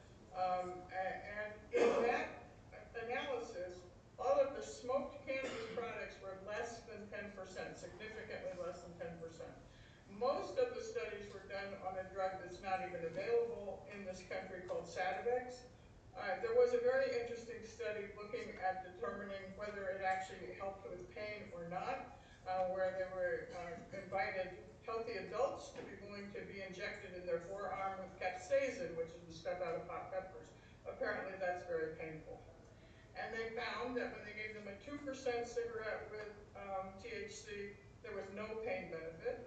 4% actually provided some significant decrease in pain. However, 8% resulted in an increase in pain or hyperalgesia. This is a researcher I admire. He is an anesthesiologist. He studies pain, and he also studies cannabis for pain. And even he says that the THC range supported by scientific evidence for medicinal purposes is lower than 10%. And then you can see in the blue area, this is where you all are currently, but if you get into the higher percentages, you start risking things other than being helpful. This same researcher went around the country looking at the different dispensaries, different places where you could buy cannabis. This is Colorado data, and it's basically showing that medical and recreational are virtually the same. All the products that are in the recreational market are in the medical market, and you can actually get higher amounts of them. and pretty much everything is greater than 15%. I think it's interesting to compare dosing. So we do have FDA-approved pharmaceutical drugs like Marinol, which is 100% THC, and the maximum recommended dose of that is 20 milligrams a day. The Sativex, which is available in most other places in the world, is a balance of THC and CBD, and it's the maximum dose that anybody got in any of the studies was 130 milligrams a day.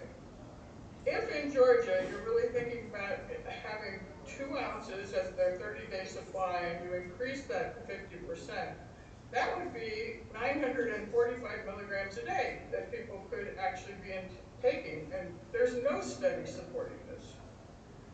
We know that when you increase the potency of drugs, you increase the addictive potential. We know that about all drugs. But now we know that about cannabis, because the old-time cannabis, less than 2%, was really not thought to be addictive. However, the increased potency, the higher products, THC products are extremely addicting with a very serious withdrawal syndrome that's very uncomfortable. This is a very large systematic review, meta-analysis of 14 studies looking at over 3,000 participants. These are people that use medical marijuana. And they found that 25%, or basically 1 in 4 of them, were showing signs of cannabis use disorder or addiction to cannabis, meaning that they are taking the drug, and that makes sense because when you use a drug as a medicine, you usually take it every day, if not multiple times a day. And if you do that with a high-potency product which is very addicting, then you develop addiction to it, tolerance, and withdrawal. And then people think that the medicine is worn off because they're really experiencing withdrawal, which is irritability, anxiety, anger, can't eat, can't sleep, massive cravings for marijuana. And so this is what has happened in Colorado. We have multiple products available both in the medical and recreational dispensaries. Because they're allowed to be advertised and heavily marketed as medicine, people think they're safe. So we have increased problems with the youth with using, which is really dangerous because we do know from the endocannabinoid system that it plays a very important role in brain development. And so if you put THC in a developing brain, you can really disrupt that process. And the brain is not fully developed until age 25. We see that when you have higher potencies, and this is a study out of the UK, which was the first kind of landmark study, showing that higher potencies increase the risk. People using 15% or more, and this is adults, had 3 times increased risk of psychosis. If they were using it daily, they had a 5 times increased risk of psychosis. But if they were using this stuff that was less than 5%, there was no associated risk for psychosis. This study was replicated in multiple sites around Europe and 1 site in Brazil. They found the exact same thing, but now it is for 10% or more. So 10% seems to be kind of the cutoff, where below that, you're not going to see so many problems, but above that, you're going to start seeing more problems.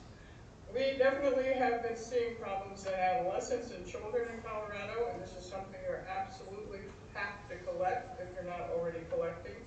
And so ever since we legalized medical and then recreational in 2012, we've seen increased visits for adolescents, and most of these are behavioral health ones for psychosis, anxiety, panic disorder, and suicide.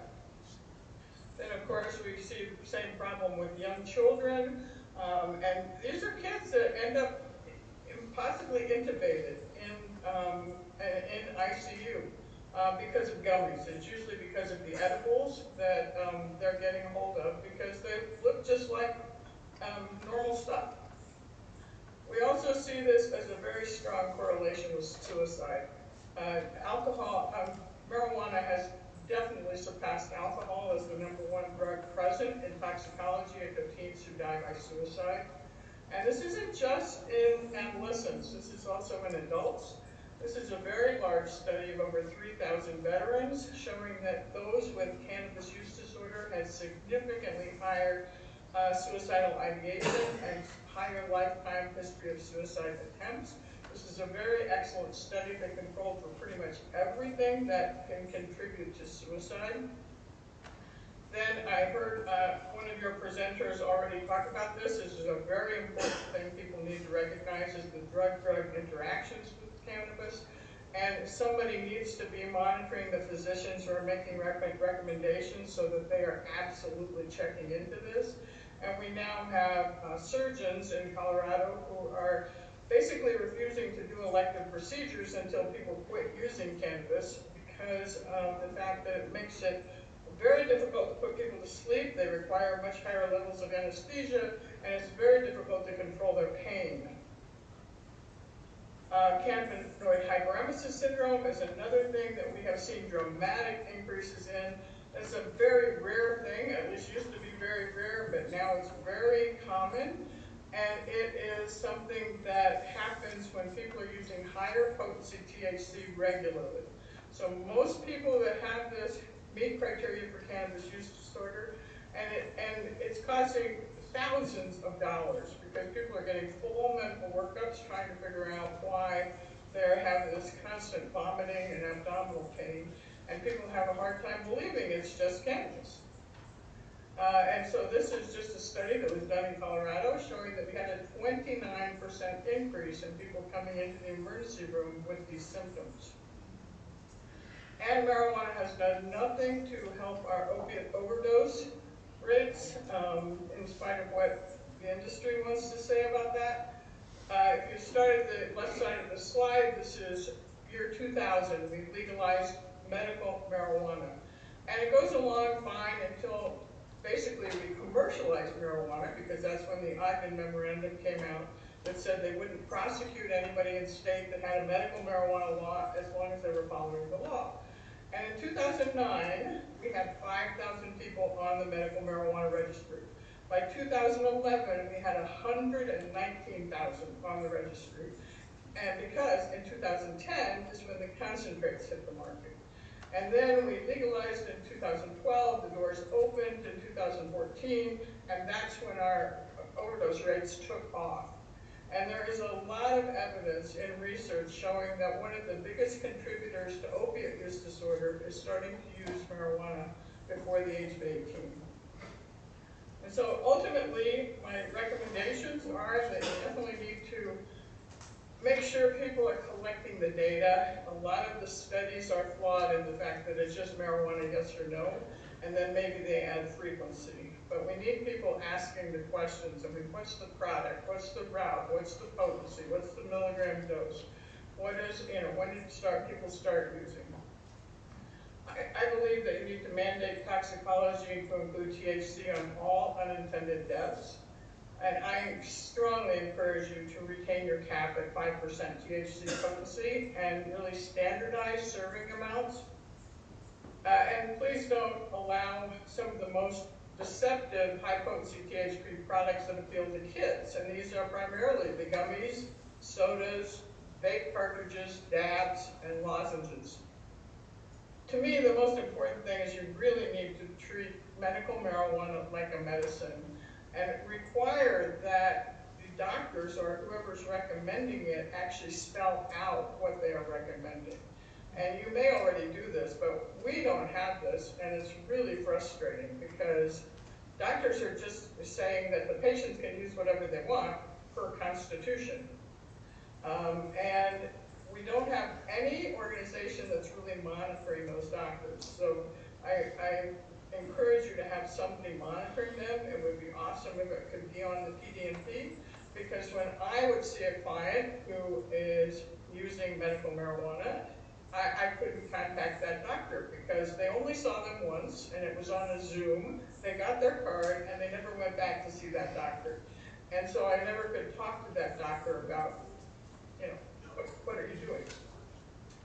And so basically I also encourage strict limits on marketing and advertising that can influence kids. And recognize that kids are susceptible to all advertising, even if it's not marketed directly toward them. They see this, and so your indications need to have an age limit. I mean, what I've heard is from Dr. Raduca that you don't have age limits on most of your indications. And this should definitely be only on people whose brains have developed. And like in Colorado, we do have medical marijuana for 18 to 20-year-olds. Prior to 2021, when we passed a law to control the concentrates, even 18-year-olds could purchase 40 grams a day, which is incredible. And it became a rite of passage in Colorado for high school students when they got to be 18 to get their medical marijuana card, and it's very easy to get. And then they would sell or share their products with their peers. And we saw more and more problems because of that. And so now we have limits on that. An 18-year-old with a medical card can still get 2 grams a day, which is an incredible amount of THC. But anyway, this is my testimony, and I'm happy to take any questions if I can hear you. I believe we can't do questions due to technical difficulties, but thank you for being with us. And a lot of information from Colorado, which is has some very different laws regarding recreational than Georgia does, with some of the complication rates. But thank you for being with us. I don't believe she can hear me. I'm hearing a faint. Thank you for being with us. I can't really hear what you're saying. I'm sorry.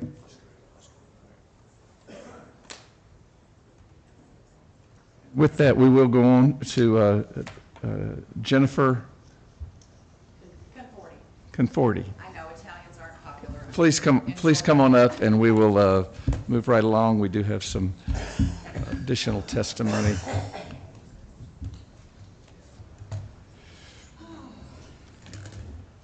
Commercial break before we hear the public testimony. Please remember that you can always donate to us here at USA Hemp Revival using the links below. And you can check out our featured product, which is not cannabis related. It is an ASEA product, the Renew Pain Relieving Gel, which is also linked below. Have a great day. Enjoy the testimony. If you could, we're going to hold it to about 6 to 8 minutes, if you don't mind. We'll give you a little card. What'd you just say? 16 minutes? 8 minutes. 8 minutes. I was like, wow, 16 minutes. 6 to 8. Listen, good. Is it still morning? Just afternoon. Good afternoon, everyone. I'm Jennifer Conforti, and I'm going to start by apologizing right off the bat. I don't know what for yet. I'll probably say something really stupid, and so I'm just going to get the apology out of the way now. Mr. Chairman, thank you so much for having me today. Thank you for inviting me, Wesley, and members of the committee. Appreciate you being here to listen to my story. I have a daughter who is now 15 years old and cute as a button, but when she was 3, she started hurting herself. She was diagnosed with a congenital brain defect. It's a long Latin diagnosis, I'm not going to say it. And then as a result of that neurological defect, she also has the secondary diagnosis of profound autism.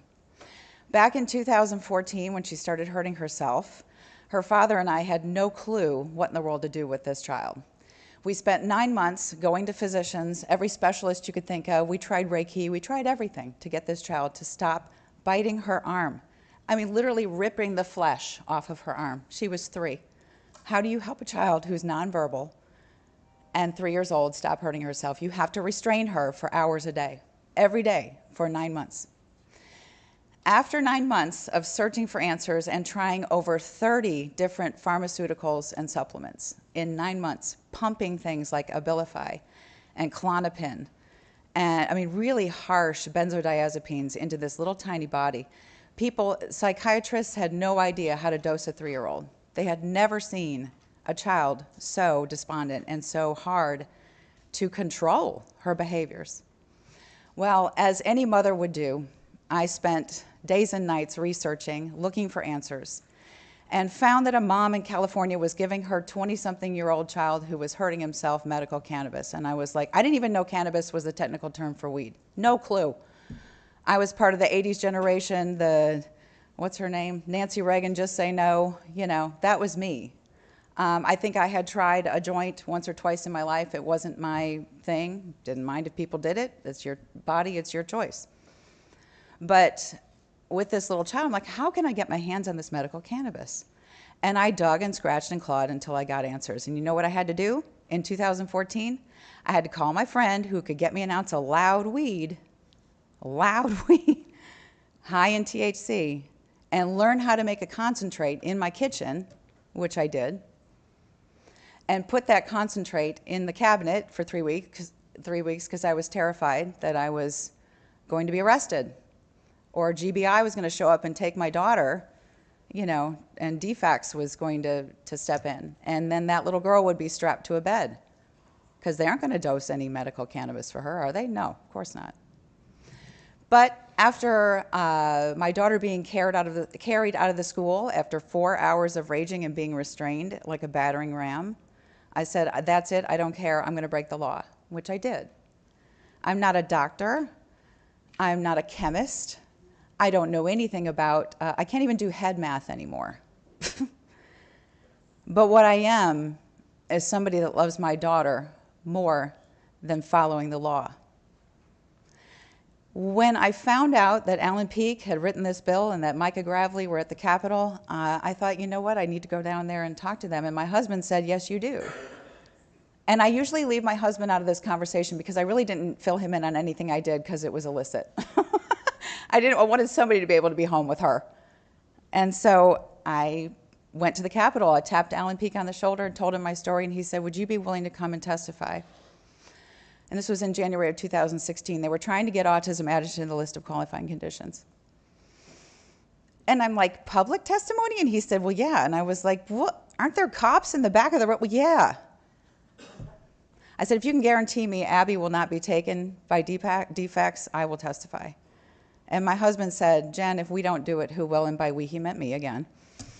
So I did. I testified. I ended up being, I think Alan told me I was the first parent to come out of the canna closet and admit to breaking the law to helping my child, because believe me, there were hundreds, if not thousands of us doing it.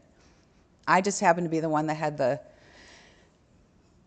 kahunas to stand up there. I almost said something I had to apologize for. And say that I had to break the law to get my daughter the help she needed. But here's the thing, y'all, it's still happening. People are still breaking the law to get the type of medicine that they need for the people they want to help, whether it's themselves or somebody that they live with, or possibly an adult child who's living at home still with profound autism, who may benefit from another way of consuming cannabis than oil. And we don't have that here? What in the world? I remember back in 2016 when I did testify, that went all over the place. I was in the newspaper in the UK. What is that all about? I'm just a mom in Fayette County, Georgia, hanging out, like, you know, driving the minivan, whatever. And here, why was I given this platform? I don't know, but I was. So why, if we passed the law in 2015, our Haley's Hope law, is it 10 years later and we still don't have vape? And we still don't have medical. I'm not talking about recreational. I could care less. People who want to smoke it recreationally are getting it, trust me. If I could get it, anybody can get it. So I don't care about recreational. Why aren't we getting the medical products that we need? Oil is great. I see your yellow card. Oil is great. Gummies are great. I'm just saying we need vape. And we need flower. There's people that really are helped by flower. After I testified and everybody heard about my story, I got calls from people all over the state, all over the country, and I found ways to get them medicine as well. Was I breaking the law? Yeah, absolutely. But people with MS, if somebody gets an MS flare and they vape, within like 2 minutes, that flare up, that joint pain is gone. Why don't we have that for them? Why do we have qualifying conditions at all? Isn't it up to the doctor and the patient to figure out what they need and then have the doctor recommend, you know what, maybe you ought to research this. Why don't you look into that?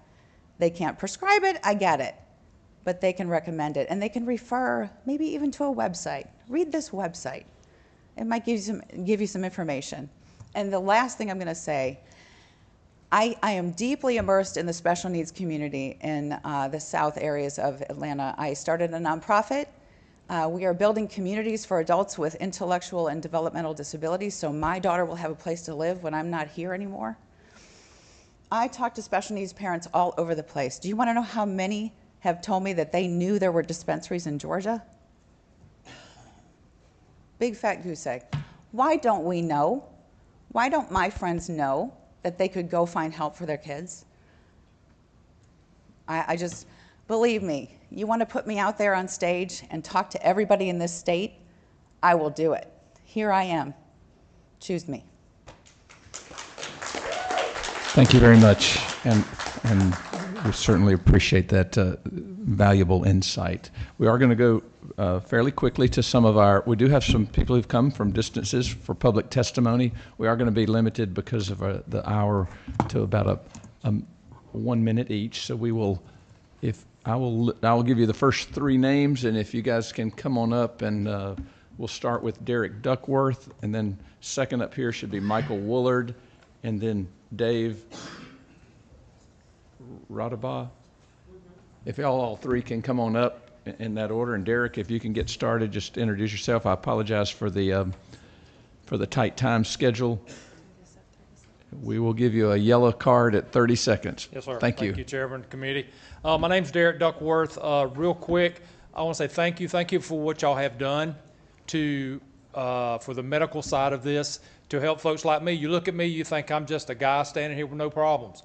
I have problems. Pain has many faces, okay? Real quick, I spent 20 plus years with the Georgia State Patrol, retired. Not by choice. That was my life dream, was to help the citizens of Georgia. I got into a fight one day trying to lock up somebody, about took my life, ruined my back, had to retire after 23 years of service. Real quick, I'm a card-toting member. Helps me. The opioids I never wanted to try because I see what they've done. 20 years, that's what I dealt with. What I'm asking for you as a committee to do is, gummies for me take 45 minutes. Sometimes when I wake up in the morning, I can't get out of bed for the pain in my back. We need things that we can do instant. Smokables. I need you to move that along for folks like us that need the help. Thank you so much. Thank you. That has appreciate definitely it, been echoed. Thank you very much for your service as well. sir. Please come on up, Mr. Woolard. Hello, my name is Michael Woolard, and I've had my medical marijuana card probably 2.5 years. I use it on an off basis, but the real reason I got it was because of my wife. My wife had open heart surgery 4 years ago, had 2 valves replaced, 1 rebuilt. In that process, complications occurred. She lost 6 toes. She deals with neuropathy pain. She has diabetes, kidney disease, and a gallbladder. She goes every day through pain. Some of it less, some of it more. And to me, the use of the edibles that we have, the gummies, have been a game changer to relax her, not only mentally or physically, but also mentally. And it has been a blessing. Like Derek said, you know, what we have to do, she takes a gummy, an hour later, 2 hours later, she gets some relief. If there's a faster, better way to do it, I truly believe it needs to be done. Thank you, sir, and we certainly wish you the best. Dave, if you can come on up, and then Dominique Williamson and Jeremy Sharp, if y'all can come on up as well, and Naomi Duncan. Go ahead, Mr. Radaba. Thank you very much for your time today. As all the medical people here, I'd like to ask a question, because I've heard it often that the definition of insanity is doing the same thing over and over and expecting a different result. If that holds true, what we're doing here is insanity, because we keep trying to make minor changes to something that needs major changes. So I suggest and offer that we remove these guardrails that we're talking about and bring about sensible cannabis legislation, because even every speaker that's been up here has said one thing: the legislation that we've created so far has not stopped people from smoking pot. Continuing down that path is going to have the same results. My suggestion has been and will continue to be at each one of these meetings sensible cannabis legislation that embraces all the needs of medical patients, meaning the smokables, the vapes, all that, higher dosage for the people who use cannabis on a regular basis. That is all part of the compassionate side of it. But we don't even talk about the idea of what we could do for our environment by embracing this plant fully as far as our food supply system and bringing it back into our dietary system, which we had before Prohibition. So please, don't just touch around the edges. Let's take a real swing at sensible cannabis legislation. It has huge economic impacts, and besides what we tried to do legislation, has had zero impact. As the board just got up here and spoke, street weed is out there. We're not going to stop that. So why do we keep saying we're going to create more laws to do that instead of saying, let's give the people with what they want, let's give it to them in a safe way that they can get the products they need, and let's tax it at a reasonable rate so we get the economic benefit to our state. Thank you for my time. Thank you, sir. Dominique Williamson. Good afternoon, everybody. My name is Dominique Williamson.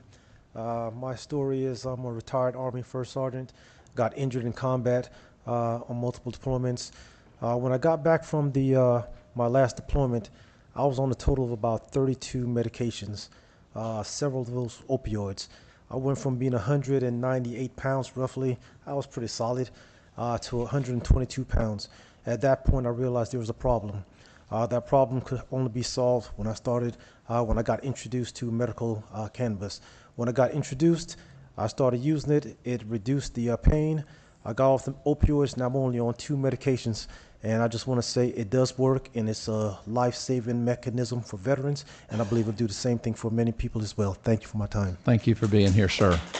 Is it Mr. Sharp, and then Naomi Duncan, and then Michael Mumper after that? Good morning, Mr. Chairman and members of the committee.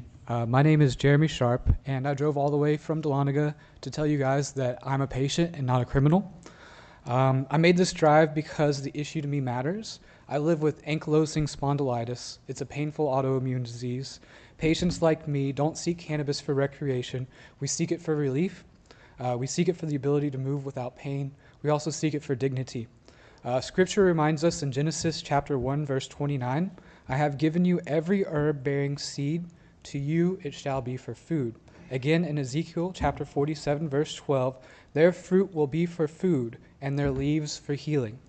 Georgia's medical program is broken, capped at 5%. There's limited dispensaries, and thousands of patients are left out. Families are forced to the black market. We see this every day. It's very dangerous. They go across state lines. They're engaging in what would be deemed criminal activities for healing themselves. I urge you to let Georgia be known not for withholding mercy, but for extending healing.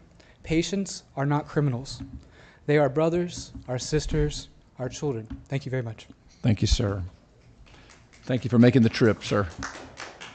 Please come on up and introduce yourself. We are on our 1-minute timer with a 30-second yellow card. Go ahead, Ms. Duncan. Hi, I'm Naomi Duncan.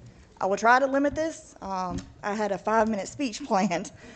I have worked across the United States in the cannabis industry in upper management. I've seen firsthand what cannabis can do to help people, but you're limiting it to certain people. That's not fair. It's not fair to watch my adult child that has autism suffer because he can't take an oil. Have you ever tried to take an oil with autism? It's horrible. So I urge you to please increase your potency and increase other forms. Stop denying us our God-given rights. Thanks. Thank you. Mr. Mumper, if you can come on up, and then after that, Corey Lowe, and then Aviva, and Mary Adams. Thank you, Chairman and members of the committee. I'm Michael Mumper, Georgians for Responsible Marijuana Policy. I do have compassion for the people who are getting benefits from marijuana. I also have compassion for toddlers who are being hospitalized for THC poisoning, for youth with cannabis-induced psychosis that turns into to schizophrenia, and for veterans with cannabis use disorder who take their own lives. We believe that if we are going to call THC medicine, we should treat it like other medicines. You have a one-pager on your sheet, so I won't go into detail. But those 5 things very quickly are THC limits, 10%, 5-10%, and dosage limits. Number 2 is protecting youth and vulnerable populations, particularly those with brains still in development. 3, physician training and oversight, ensuring the doctor-patient relationships. 4, product and marketing restrictions. 5, monitoring and accountability, including using the prescription drug monitoring program and monitoring statewide ER and poisoning data. Thank you so much. Thank you, sir. Is this someone with a Peachtree Normal? No. Oh, sorry. Just go ahead and introduce yourself, she's not sir. Here. My name's Kyle Hinton, and if you'll bear with me, I'm a patient, and I've been in a flare since this morning, so I'm in a lot of pain. If you'll just give me just a little bit of leeway. I'm going to address one thing real quick. The lady that was in here from Colorado, she didn't actually give you a study. She gave you a bunch of pictures. She didn't actually give you any numbers. She gave you a bunch of percentages. It's very easy to lie with statistics. She also asked you to put an age limit, which was the thing that got the bill passed to begin with, was trying to help kids. So I would hope that you would disregard most of the BS that she sent to you just now. Outside of that, I've been a patient in this program since it started. I'd like to ask you all a couple of questions real quick. Have you ever drank a beer? Could you raise your hand? Nobody wants to raise their hand. If you have, then you've had terpenes. Have you ever eaten chocolate? Sure. If you have, then you've had cannabinoids. Okay. Have you ever drank tea? If you have, then you've had flavonoids. Okay. There's 3,000 years of medical use in traditional Chinese medicine that you're ignoring. There's 50 years of medical testing that's been done in Israel that you're ignoring. You get up here and say you need more testing all the time. I'm a constitutional conservative.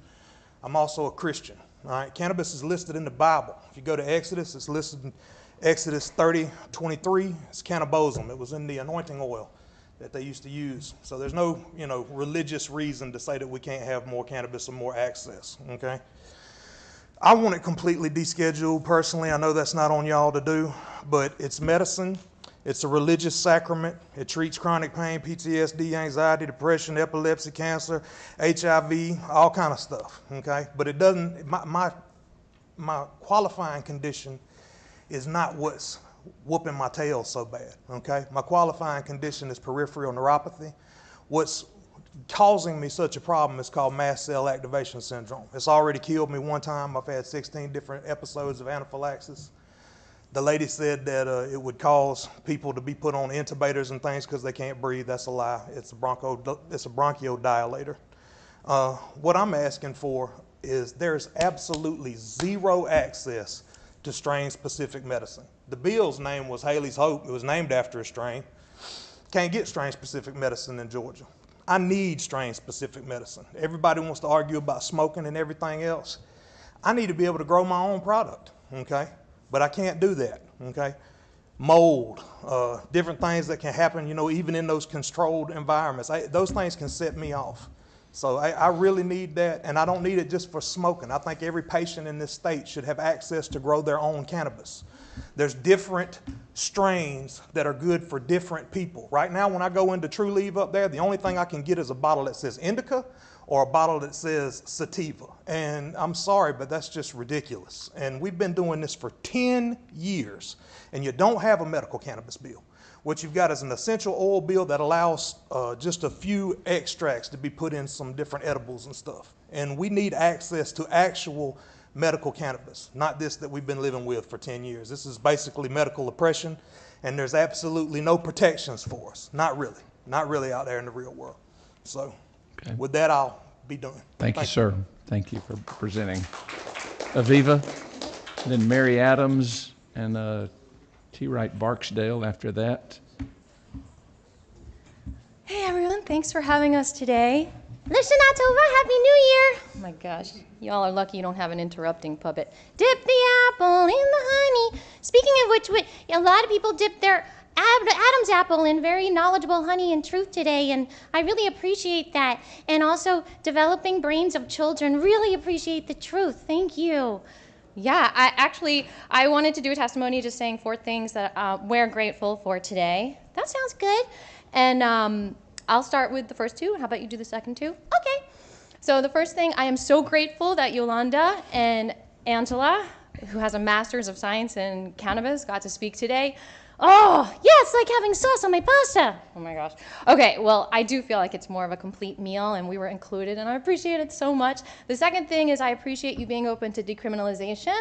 What? It's not decriminalized? No, remember, I got in trouble for having hemp honey. Oh my God! Well, that brings me to my third thing. I appreciate my daddy Trump deschedulizing cannabis. He thinks Trump's his daddy. That's a long story. But yeah, that would be great, Scribbles. And the fourth thing I appreciate is that y'all are open to bringing the flower back. Yay! Are there any farmers here? Chairman Dickey. Oh yeah! Chairman Dickey! Can you imagine if the world couldn't experience your plump, juicy peaches and they had to have dried up, shriveled peaches in a bag that smelled like piss in a couple of months? Oh my God. I'm really sorry, you guys.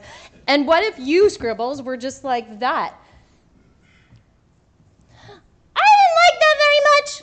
Thank you. Thank you. Thank you, Scribbles. Ms. Adams, and then District Attorney Barksdale. Hi, everybody. Thank you so much for the time. Thank you, Mr. Chairman. This is my 3rd time having the opportunity to speak to you, and I'm very grateful. I am not only a Georgia patient, but I'm also a patient in another following state because I lived there before I moved here. And the medicine that they have available helps me because I got hit by a semi-truck and I got hit by a pickup truck.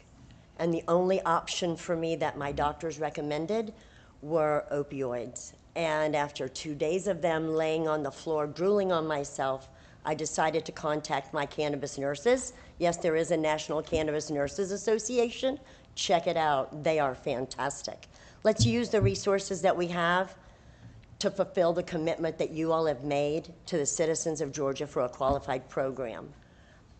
I'm gonna just take 1 more minute. I'm sorry. I know that's really not my legit. But I drove all the way here, and I even came to Augusta when you were talking about hemp. So I need you to know that the program that we have is a great start, but there are fall through the crack places everywhere.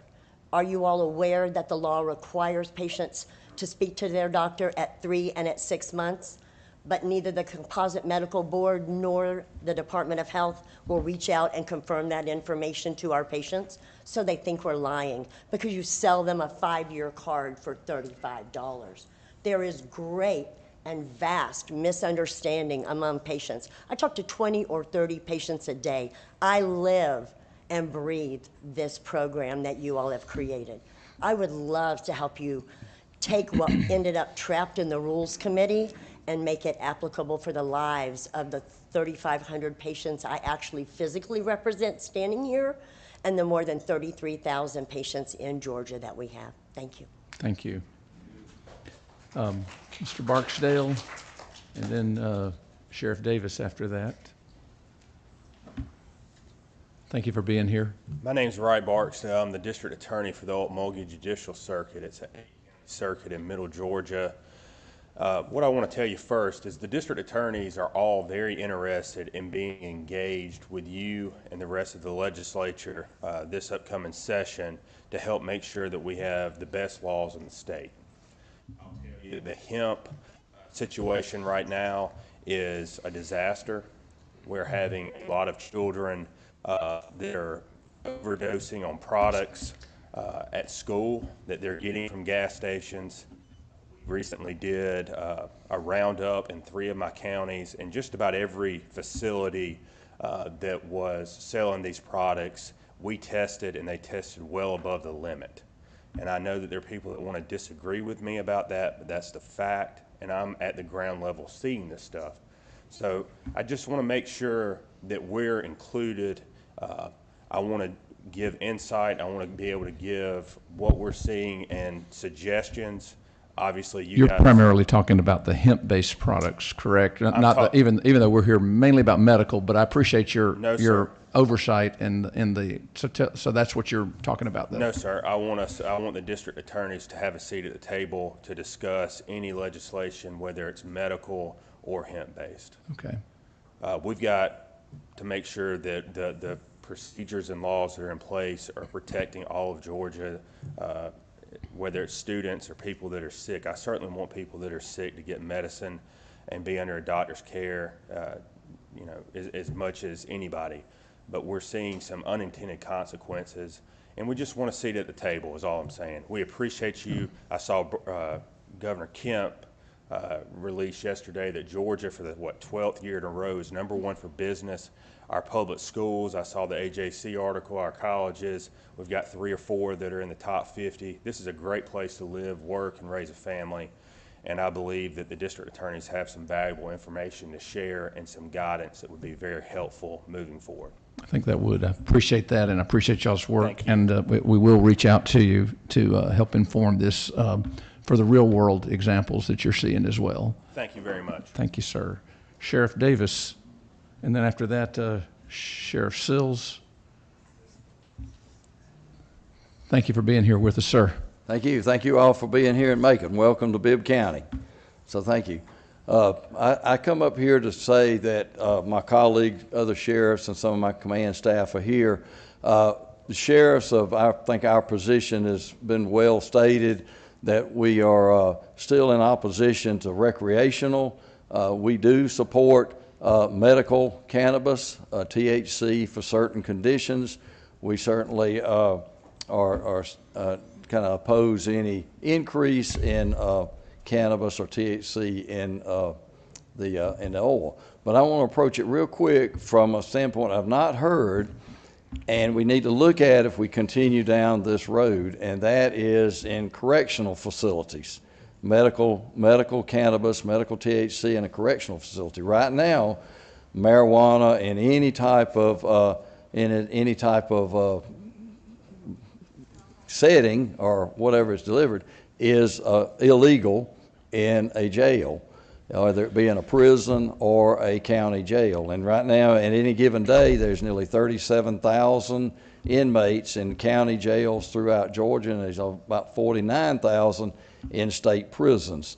So as we go down this road, we need to look at, and about a third to a half of those inmates have some type of medical condition that may fall under some of this treatment program. So we need to look at how that would be delivered in a corrections setting. How would it be dispensed? How would it be prescribed? How would it be secured? So those are things we need to put on the radar screen as we walk down this path of looking to expand the availability of the medical marijuana, and how that would work in a correctional setting. And certainly Sheriff's Association is well aware of how the jails work and how we can be a member of that. So thank you. Welcome to Macon. Spend some money here. We're trying to build a jail, so we appreciate it. Thank you. Thank you, Sheriff. Thank you very much for being here. Sheriff Sills, and you raise an excellent issue on the challenge of health care in our correction system. That is an additional challenge. Hi. Thank you. sir. I know you're in a hurry, and I'll be brief. I'm hungry as the rest of you are, but much like my district attorney said, the sheriffs want to be engaged in this in the future. We're very concerned about this. We are not opposed to legitimate medical use of cannabis. I will echo too that though I know this is not about the hemp issues, but that's totally out of control. I was one of the sheriffs that did this. You can go out here and buy the gummies, you can buy the vapes, and everything. I think we hit 32 stores when we did that, and last year, and all of it was anywhere between 15 and 40% THC. You know, in reality, you've already legalized marijuana in Georgia. The GBI did it de facto by refusing to analyze misdemeanor marijuana. But though we found private labs that we pay to do that now, and we get around that. But that's a fact. Lastly, you know, I was here 11 years ago here at Mercer at the med school. Myself and some other sheriffs were here when people from Colorado, a group of physicians and medical professionals from came here to the med school to talk about the problems that had been created. And that was medical. This was not, had no legislation. This was strictly that. And so I urge you, you might ought to pay attention to the BS from Colorado because they have the most experience in the field. Thank you, sir. Thank you. And thank you to your team. Andrew Smith and then Kyle Hinton, if you can come on up. Come on, Mr. Hinton. I'm sorry, Mr. Smith. Good afternoon, all. Thank you all for everything that you all are doing here and for your attention to this factor. I'm not a patient. I'm not even here advocating for the medical. I'm here as a fourth generation farmer, and I'm here representing farmers across the state of Georgia and advocating for hemp in the industrial form to help replace some of the downturn that we've had in our economical aspect from the storms, and now we've got plants closing. So I've got a plan that I would love to share with you guys that can give Georgia has an opportunity now to become a national leader in renewable energy by expanding industrial hemp cultivation to 200,000 acres with a primary focus on biofuel and biomass power production, hemp rapid growth cycle, dual purpose value, seeds for biodiesel and stalks for biomass fiber, and carbon sequestration properties position it as a sustainable high-yield crop that aligns the state with agricultural strengths, renewable energy goals, and federal demand for clean fuels. We have something here that can Thank you. I'll make sure our staff get that out to all the committee members. I appreciate you bringing that. And give you the We appreciate our farmers. Thank you, sir. Thank you. And Mr. Hinton. Kyle Hinton. Oh, I apologize. Sorry. All right. We'll leave it at that. I want to thank the committee members, unless there's some particular questions. I know we have gone a little bit over, but I appreciate you all listening intently to the testimony and the presentations. We have a lot of information, and we'll be getting more to each committee members. We'll be making an announcement in the next week or so about the date and time of our October meeting, which did have to be changed a little bit. So we will get some additional information out about that. Once again, thank you, Mercer, for your graciousness in hosting us today. And with that, I'll adjourn our committee meeting. Thank you. Thank you so much for watching this video. Please like, comment, and subscribe. See you in the next one. Hey, baby, let's go to Colorado in July.